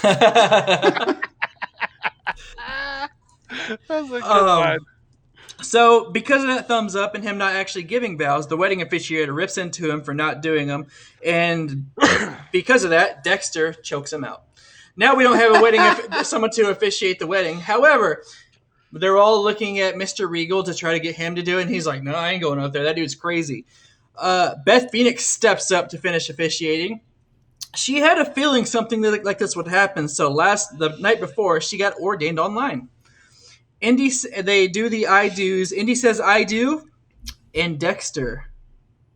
They didn't think he was going to speak, so Beth was like, "Yeah, we'll just take that as a yes." And he covers her microphone and says, "I do." So Dexter speaks. By the power invested in Beth Phoenix by freeonlineordainment.com, she now pronounces them husband and wife. The screen pans out to a backstage TV where NXT champion Tommaso Ciampa is watching the ceremony. He gets approached and congratulated by Braun Breaker. That's a mouthful. He tells Braun congrats on his first victory on NXT 2.0, and they shake hands. They have an intense stare down as the first episode of NXT 2.0 goes off the air. Nice. Couple quick notes here. Did y'all see the newly formed Diamond Mine? Yes, Ivy Nile. Yep, Ivy Nile, and then they got Creed brothers. The Creed brothers, yeah, and then Roddy's still there. Yeah, also, Creed brothers were there last week. I just forgot to mention it. Yep. Also, too, did you guys see Mandy's new makeover? Yes, I like that. I have all these things in my notes actually, but I kept it at 3 points. Well, Yeah. it says right here. It says hit 3 main bullet points and storylines, and then right here it says side notes. I think so. You can speak as you wish. Well, okay. You Well, always keep bringing up the 3 storylines. So this is like the third podcast in a row. So I like the 3 points, so I'm being strict about it, so we don't keep going. Because we're this far in, and we can get to the other segments now. He's like, no, there's no deviation. There's no. Because I really this whole page is NXT. 3. 1, 2, 3. No bullshit. No bollocks. Because I didn't talk about Hit Row, or I didn't talk about. Why would you talk about Hit Row? Yeah, Mandy Rose interrupts, and she makes this. She does have brown hair or whatever it is now. Whoa. Primo, can you keep this to 3 points, please? Can I get to my one reasonable point I was going to say about Mandy? She looked like besides the hair, did she have some surgery done? She looks, I don't know, or maybe it's makeup, but I think it was just a lot different. of. She looked a little different. I think she raided Carmella's locker. Could have been makeup because they may be trying to go for that look because her face got busted 2 weeks ago. It did. All right. Well, before we get to today's Dropkick discussion, let me run over what's going on in the indie scene here. AAW out of Chicago's next show is October the 1st. I believe that is back at Bourbon Street where me and the boys were not long ago. I want to say, too, Josh Woods won the Pure Championship off of Jonathan Gresham in Ring of Honor over the weekend. So that was pretty big because Gresham had basically had that title for a long time. Moving on down the list, Paradigm Pro Wrestling's next show is September 26th. So that would be next Sunday. And then next Friday, September 24th, down at St. Louis Anarchy, me and AJ and Adam are heading down to watch Wartime by St. Louis Anarchy. Headliner is Jeremy Wyatt versus Daniel Mccabe. A lot of other awesome matches. Going to be breaking down that card next week. Also coming up October 2nd, PWX. You heard me talk about it. Minoru Suzuki is going to be there. Sir Lance Murderhawk is going to be there as well. And then also Glory Pro Wrestling out of St. Louis. The very next day, October the 3rd, Little Ring of Horrors is the name of the card with Minoru Suzuki. And then also Game Changer Wrestling over on the East Coast, October the 9th is going to be the big match between Nick Gage and John Moxley in Atlantic City. So that one's going to be a really big match there. So that is the roundup for what's coming up here shortly. So next up, we got the Dropkick discussion of the week. Sponsored by Coastland Apparel. Use promo code BIRDTV for 15% off your order. That's right. Use promo code BIRDTV for 15% off your order. Go now to coastlandapparel.com and use that promo code BIRDTV for 15% off, and we appreciate the support. Also, we want to thank Teespring for our production of the shirts like you see right here. Is it TeePublic?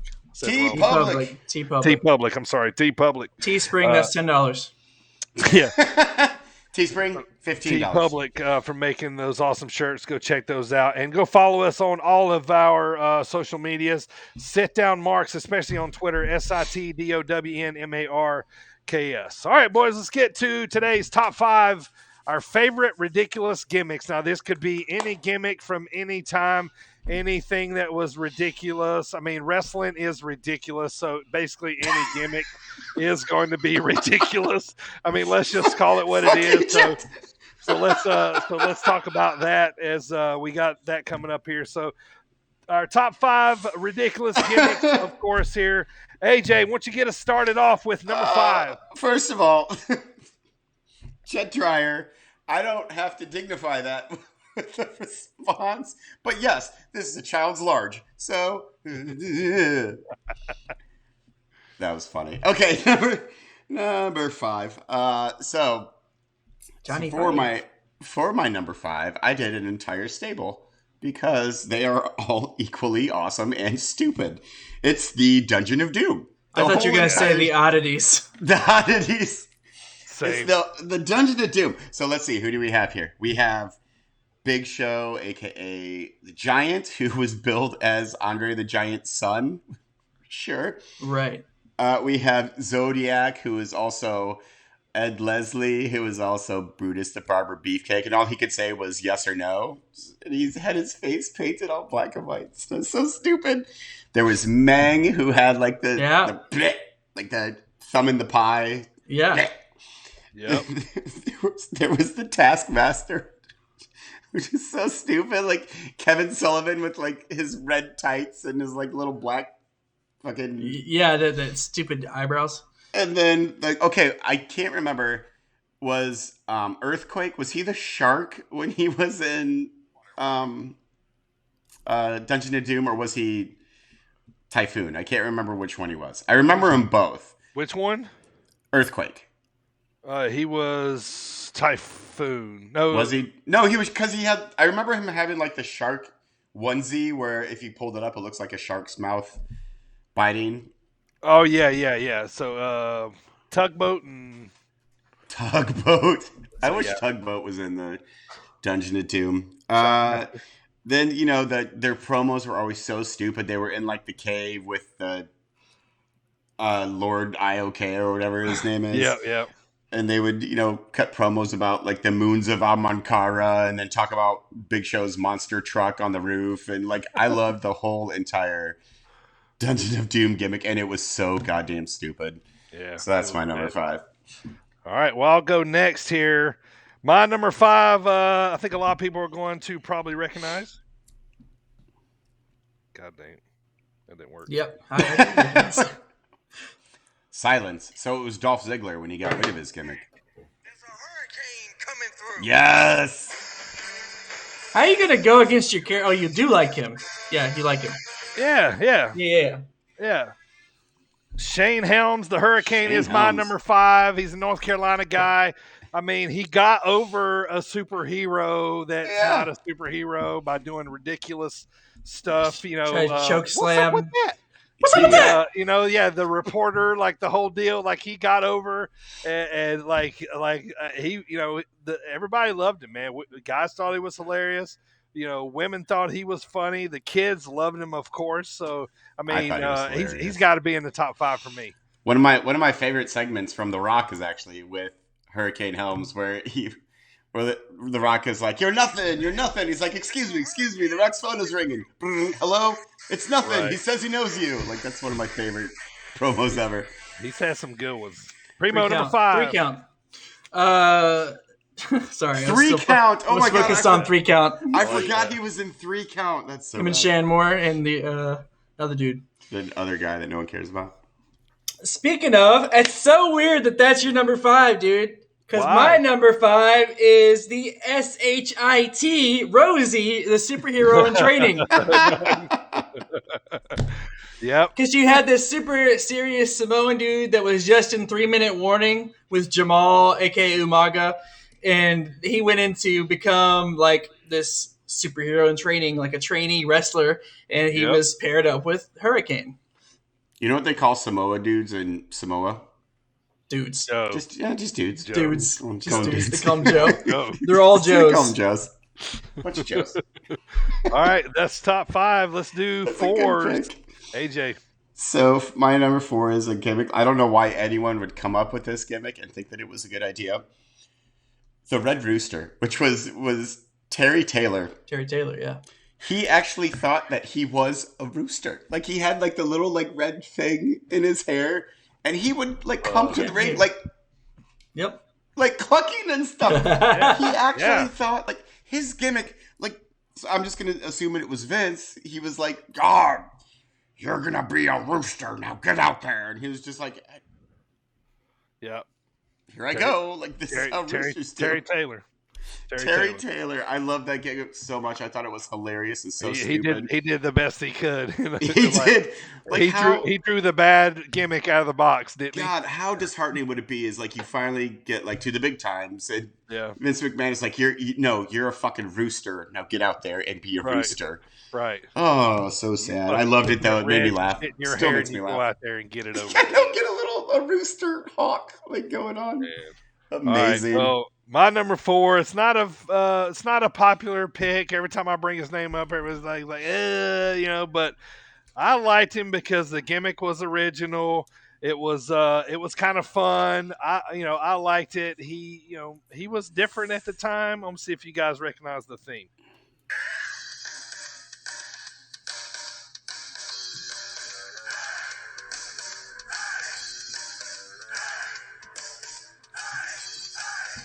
Anyone? I'm conducting music class later, and I do not have this one. Adam Rose. Oh, Adam Rose. Yeah. Okay. Oh, Adam Rose. No, I did. Leo Kruger. Leo Kruger. Oh man, it was ridiculous because everybody came out in the costumes. It was a hot I guess dog, the reason I didn't recognize the song because I was always focused on the Sure. line. Yeah. Line. And then they added. I think that was like more of the original one. It was like they added the "Hey" where he started doing the, with his hands across and stuff like that. But anyway, it's ridiculous. It was fun for me. So I liked how he would get up on the ring and then he would do just, the trust him to fall back. Yeah, I did like that. I thought that was pretty cool. Primo, number 4.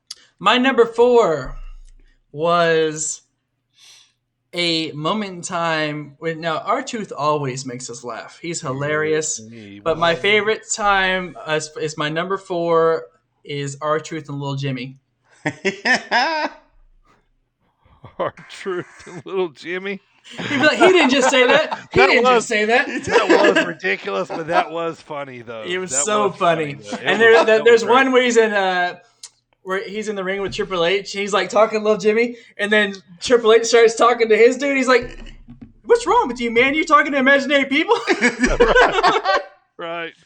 Oh, I kind of forgot about that one, man. I did too. That was nice. R-Truth makes me sad because he's so good, but he's so good at being funny. Yeah, that's his thing. He made Brock break character. Yes. He's brilliant, and that's all he gets to do is be funny, which I guess is a good career. But anyways. All right, AJ, get us started on our top 3. Number 3. So number 3 is the same class as the Red Rooster, I would consider. Just how unbelievably disappointed would you be if you went back to creative and they're like, well, Paul Diamond, we have this moon gimmick for you where you're going to go out to the ring and you're going to have a stupid rubber suit on and he had to hop up the steps with his stupid little farty jetpacks. Maximilian Moon was... Maximilian Moon. His gimmick was he was from the moon. And he had a jetpack that was seriously he would jump on the steps and be right.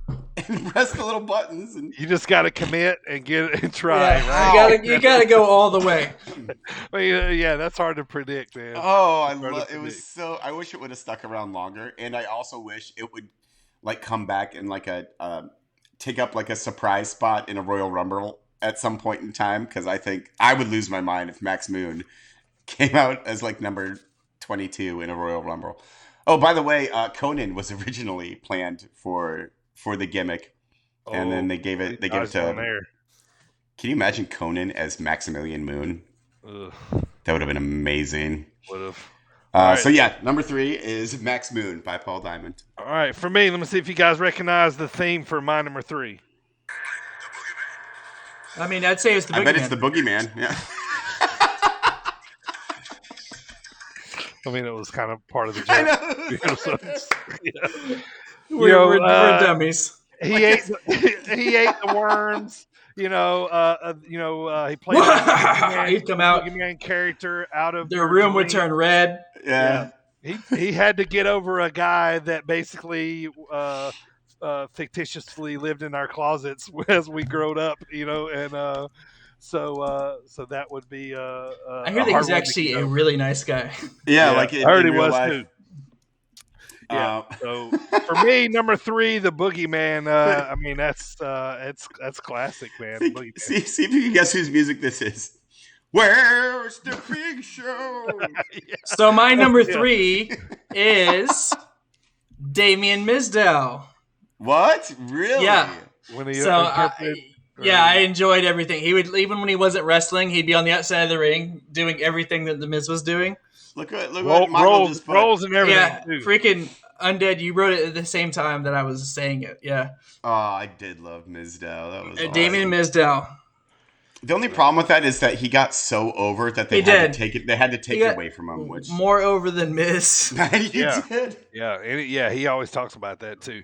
All right, top 2 guys. AJ, get us started. Number 2. This is where it gets fun. I was actually surprised by that. All of these were from this era of wrestling. Number 2, I think we mentioned a couple of either last episode or a couple of episodes ago, is Barry Darsow, the Repo Man. Because he would be like a sneaky, he had a thief mask on. It's like he looked like a Hamburglar without the hat. And he would break into people's houses and steal their cars. But then he would be like a sneaky thief. He'd be like, me. Right. It was I'm coming to steal your car in the middle of the night. And he just dressed like a thief, and it's like if you're a Repo Man, you're not a thief. That's like a government job. He was like, God, I want to be the big boss man again. Why am I not in Demolition anymore? Right. Repo Man. Oh, it was so good, and he had tire tracks on his gears. What? Sure why? did. This is so dumb, and I love every second of it. So that's my number 2, Repo Man, Barry Darsow. For my number 2. Let's just imagine that you walk into work one day as a wrestler, right? And you're going to get repackaged, okay? How fun would a gimmick would be where you go to the ring and you bitch out everybody in America for not paying their taxes, and you threaten them that you're going to beat the shit out of them if you don't pay your taxes, and he's going to reap the benefits of everybody in the WWE is going to have to pay for America not paying their fucking taxes, right? That is so.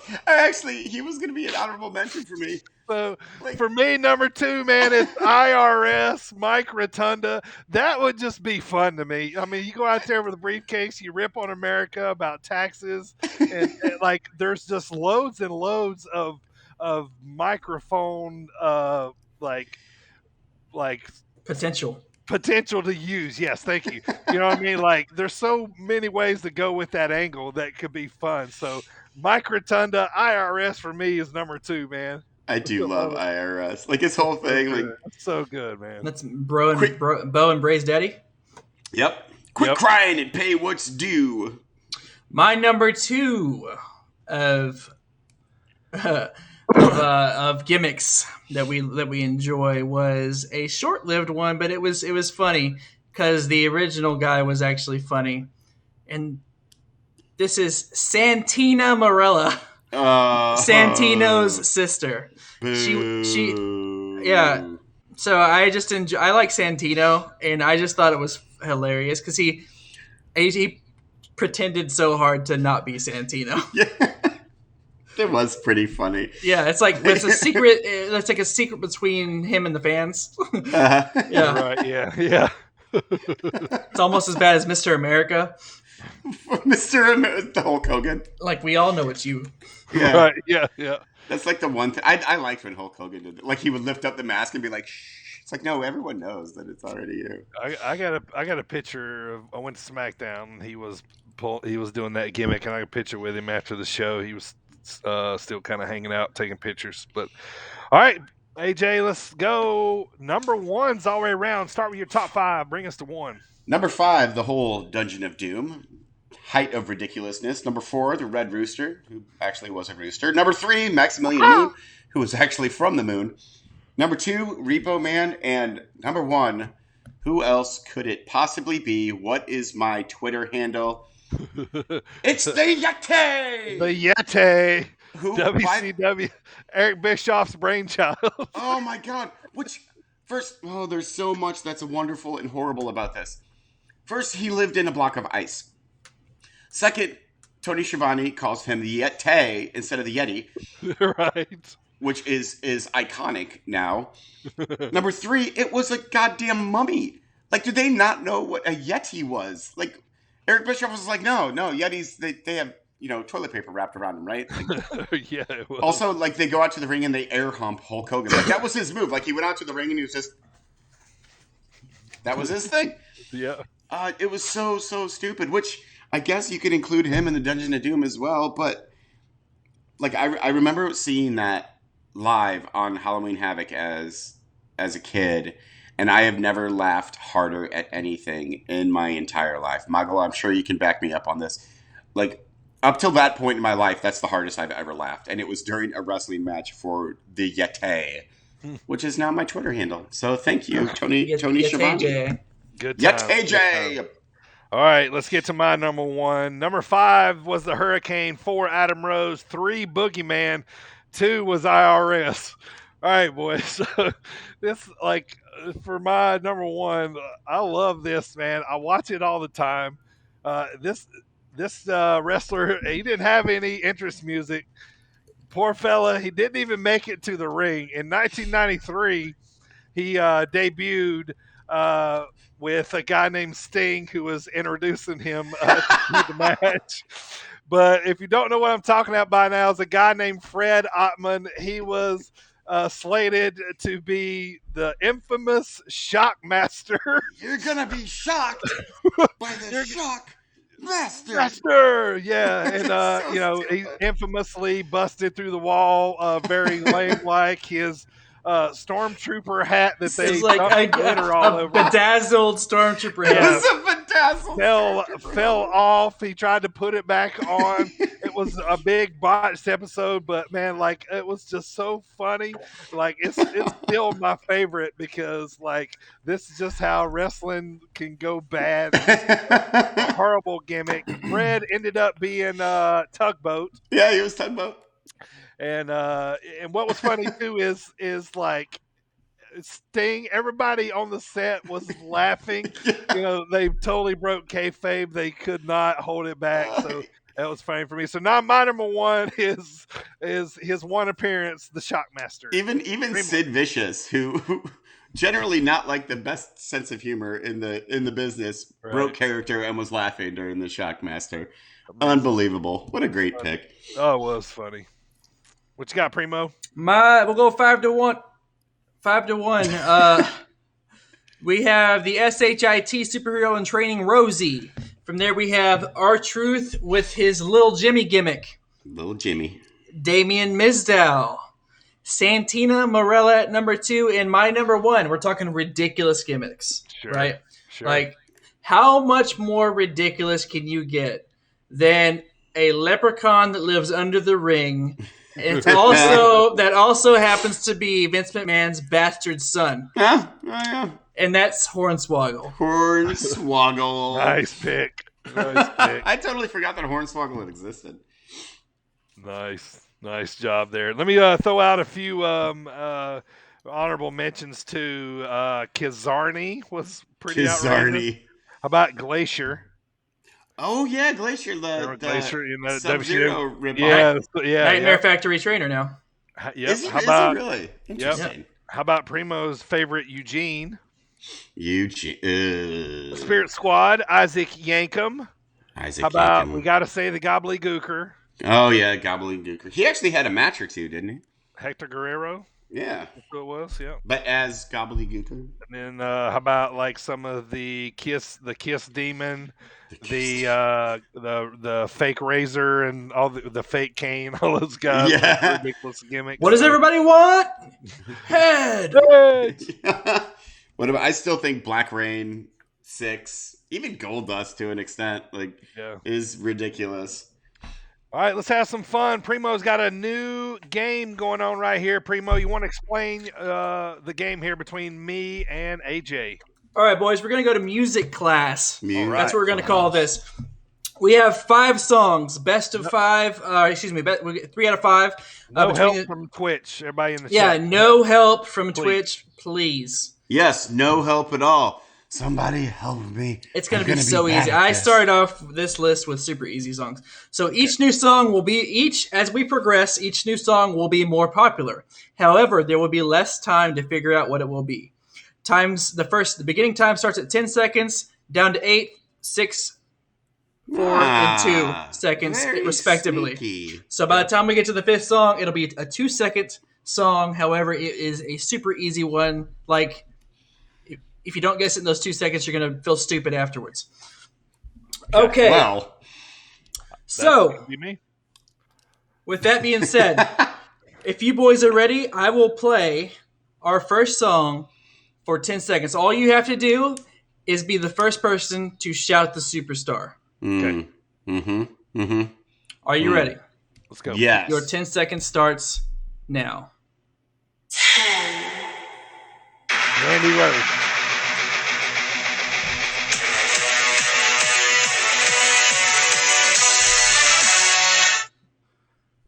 That's it. I can do it once more, but that's up to your discretion. But why am I drawing? This is why I'm going to be bad at this. One more, 10 seconds. Do it. 10, Ty Dillinger. John Spears. 10. Ty Dillinger ain't around anymore. No, I don't think anybody on my list is around anymore. Actually, these are all not around anymore. Okay. Next one. Now we're down to 8 seconds. Good job, AJ. Woo! 8 seconds. No way, Jose. No way, Jose. Woo, good job, Dirty. Oh, that was a tie at the best. 6 seconds. Dude, I like that. No way, Jose. Are we ready? Yeah. Mick Foley. Dude, love. Nope. Razor Ramon. Is it Razor Ramon? Yeah, Yep. they both start out the He same. had Yeah, the card. I did that on purpose. Yeah, Yeah. You sneaky son of a bitch. Razor Ramon. And I knew that once Dirty heard the. Yeah. Uh-huh. Yeah. Yeah. But So- I had to say Mick because I knew AJ would say Mick. I was going, yes. All right. 4 seconds. 4 seconds. Tajiri. Let's try this again. Tajiri. 4 seconds. Okay. Not Tajiri.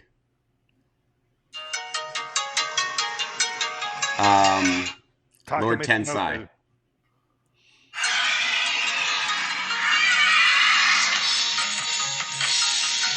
Ricky the Dragon Steamboat. Oh, come on. We should have known that. Yeah, he heard the arm wave. That's right. Dirty knew what I was talking about. Yeah. Last song, you get 2 seconds. All right. This is gonna be quick. Dusty Rhodes. Boom, baby. Good Boom. job. Wow. Yeah. Let's go ahead with it.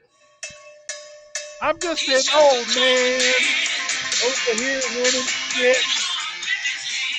There you go. We have Dirty, your winner of music class, with 3 out of 5 there. You took, I think, didn't you get 4 out of 5? Well, nobody guessed Ricky the Dragon Oh, Steamboat, yeah, and you sorry, got I Ty forgot. Dillinger. Yep. I need to study up on old music that no one has anymore. That was fun though, man. I can't wait to do that again. That was really cool. Nice job there. That was fun. Maybe next time, loser.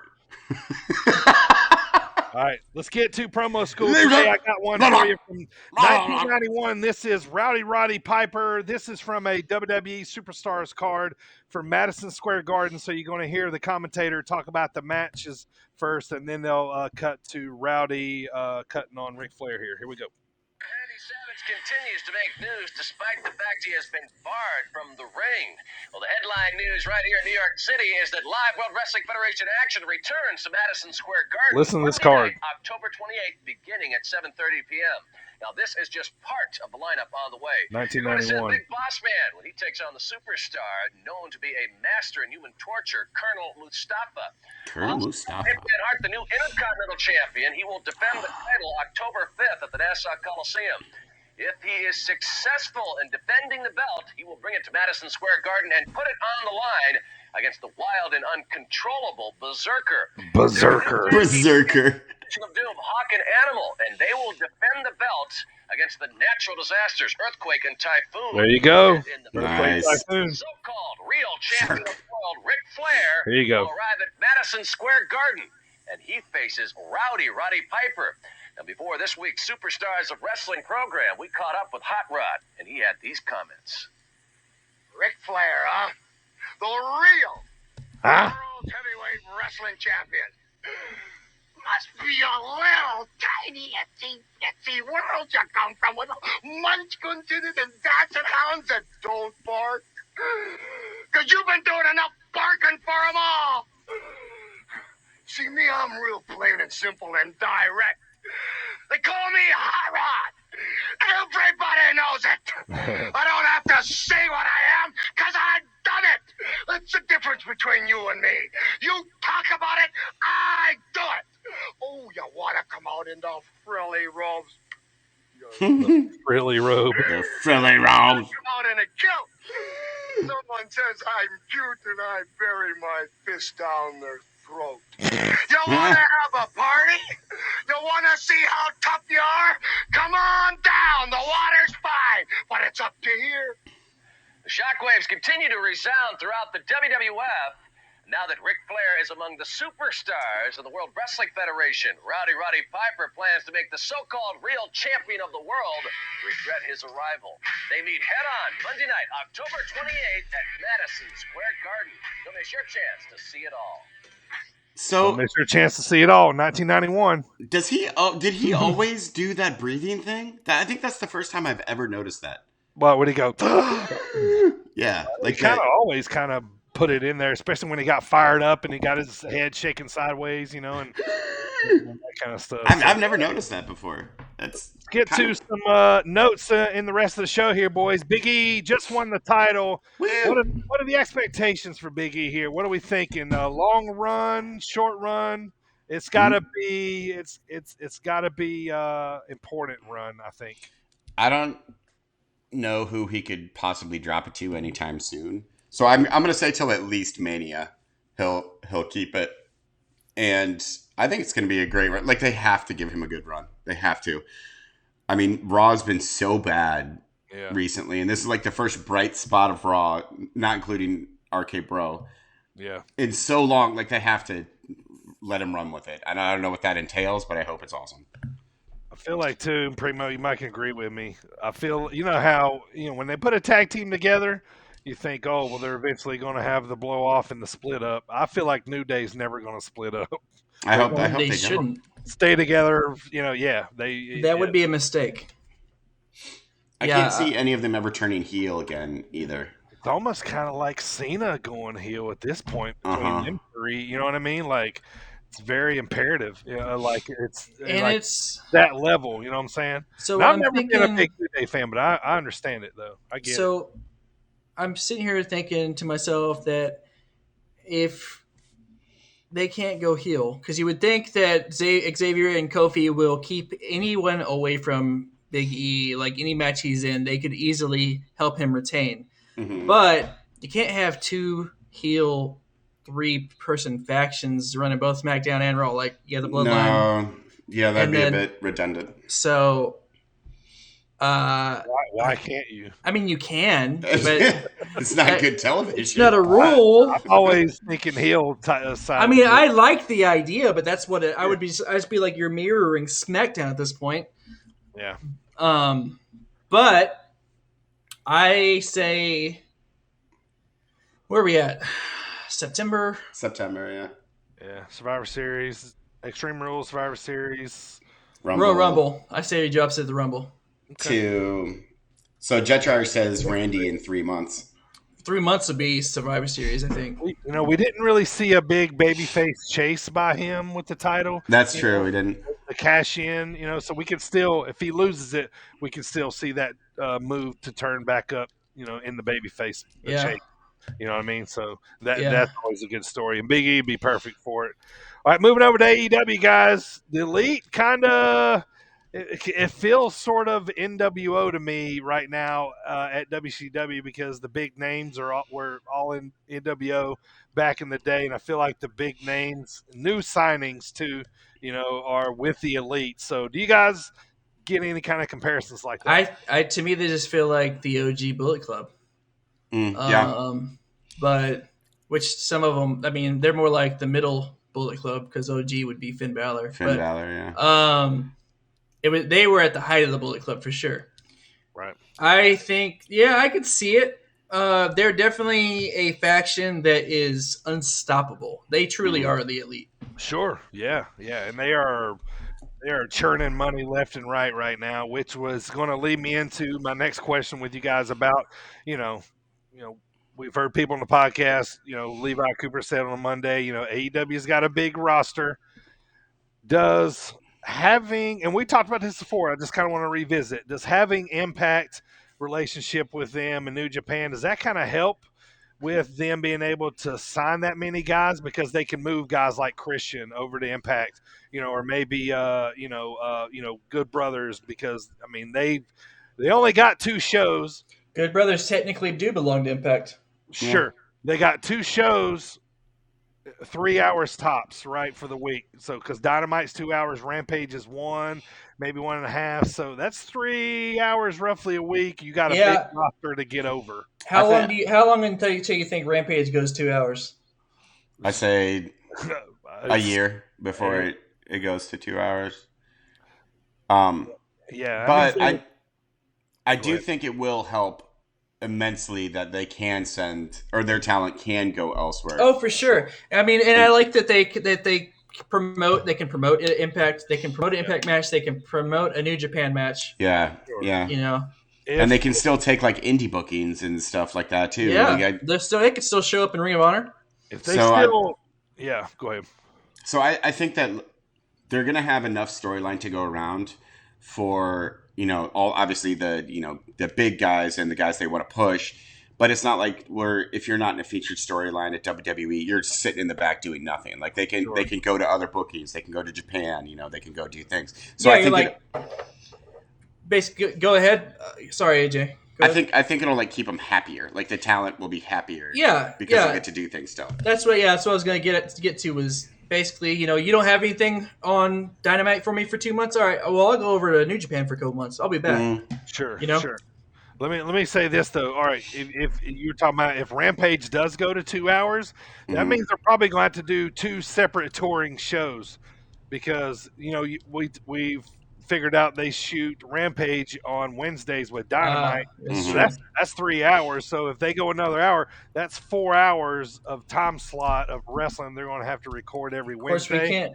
With a live crowd. So I don't see that happening. So if they go to Rampage longer, I think it's going to be its own separate show. And we can't forget about Dark and Elevation. Yeah, Dark and Elevation. Yeah, but they can separately, I mean, those are dark matches, so they can separately, shoot those anywhere. Yeah, that's true, and then just kind of cobble them together. Yeah, because, I mean, every time you go to a wrestling event, there's a couple matches that they're gored, so that they can basically do that anywhere. So it'll be interesting to watch. So but I tell you though, man, when Rampage goes off on Fridays, especially here lately, man, I'm like, man, that was fast. I want another hour. Yeah, right? It's real fast. It's so good right now, though. All right, boys. I want to take this time to thank Coastland Apparel for sponsoring the show today. Go to Coastland Apparel. Use promo code BirdTV for 15% off. Primo, tell us, where can we get the Sit Down Marks podcast? Well, I will tell you, Dirty Bird, you can get your Sit Down Marks pod merch at tpublic.com/stores. That's STORES/Sit Down Marks. Here's the baseball tee, by the way. Child's large. You can also get all of our previous shows on Twitch, live, Spotify, iHeartRadio, Apple Podcasts, Google Podcasts, Stitcher, Amazon Prime Music, Audible, and our guys over at SportsWire Online Radio. We are live every Friday at 6:45, right before the Thomas Bryce Show. All right, boys, since Big E won the title, has anybody's favorite champ in wrestling changed? I'm sticking with Omega. No, AJ, no. Nope, still the same. Still Roman. Primo's always Roman. Yep. So, I'm not always Roman, but been a while. Right now, I am Roman. At this moment, you're Roman. Yeah, right now, yes. Impress me, wrestlers. Did you guys see really quick what Kenny Omega said about his #1 rating for PWI? No. So they recently, of course, did their top 500, and Kenny Omega was #1, and in a nice little bit of putting over his friends and competitors, I guess. He said that he had a good year, but he doesn't think his year was the best. He thinks that if Will Ospreay didn't get injured, he could have easily been in that number one spot. And Roman Reigns as well could have also easily been in that number one spot. So I thought that was pretty cool. Like Kenny Omega, gets that number one spot and immediately puts over two other guys. I did see something too where he was like, just because they're on another show, another promotion, doesn't mean we hate each other. Yeah, right. I know, right? Like, it's pretty cool. Yeah, no, just like us, we don't hate other podcasts. Yes, and there's no need to. No, we just know that you're not as good as us. I hate that's every single one. Just kidding. We just kidding. We love all of you. and we suck. I was waiting.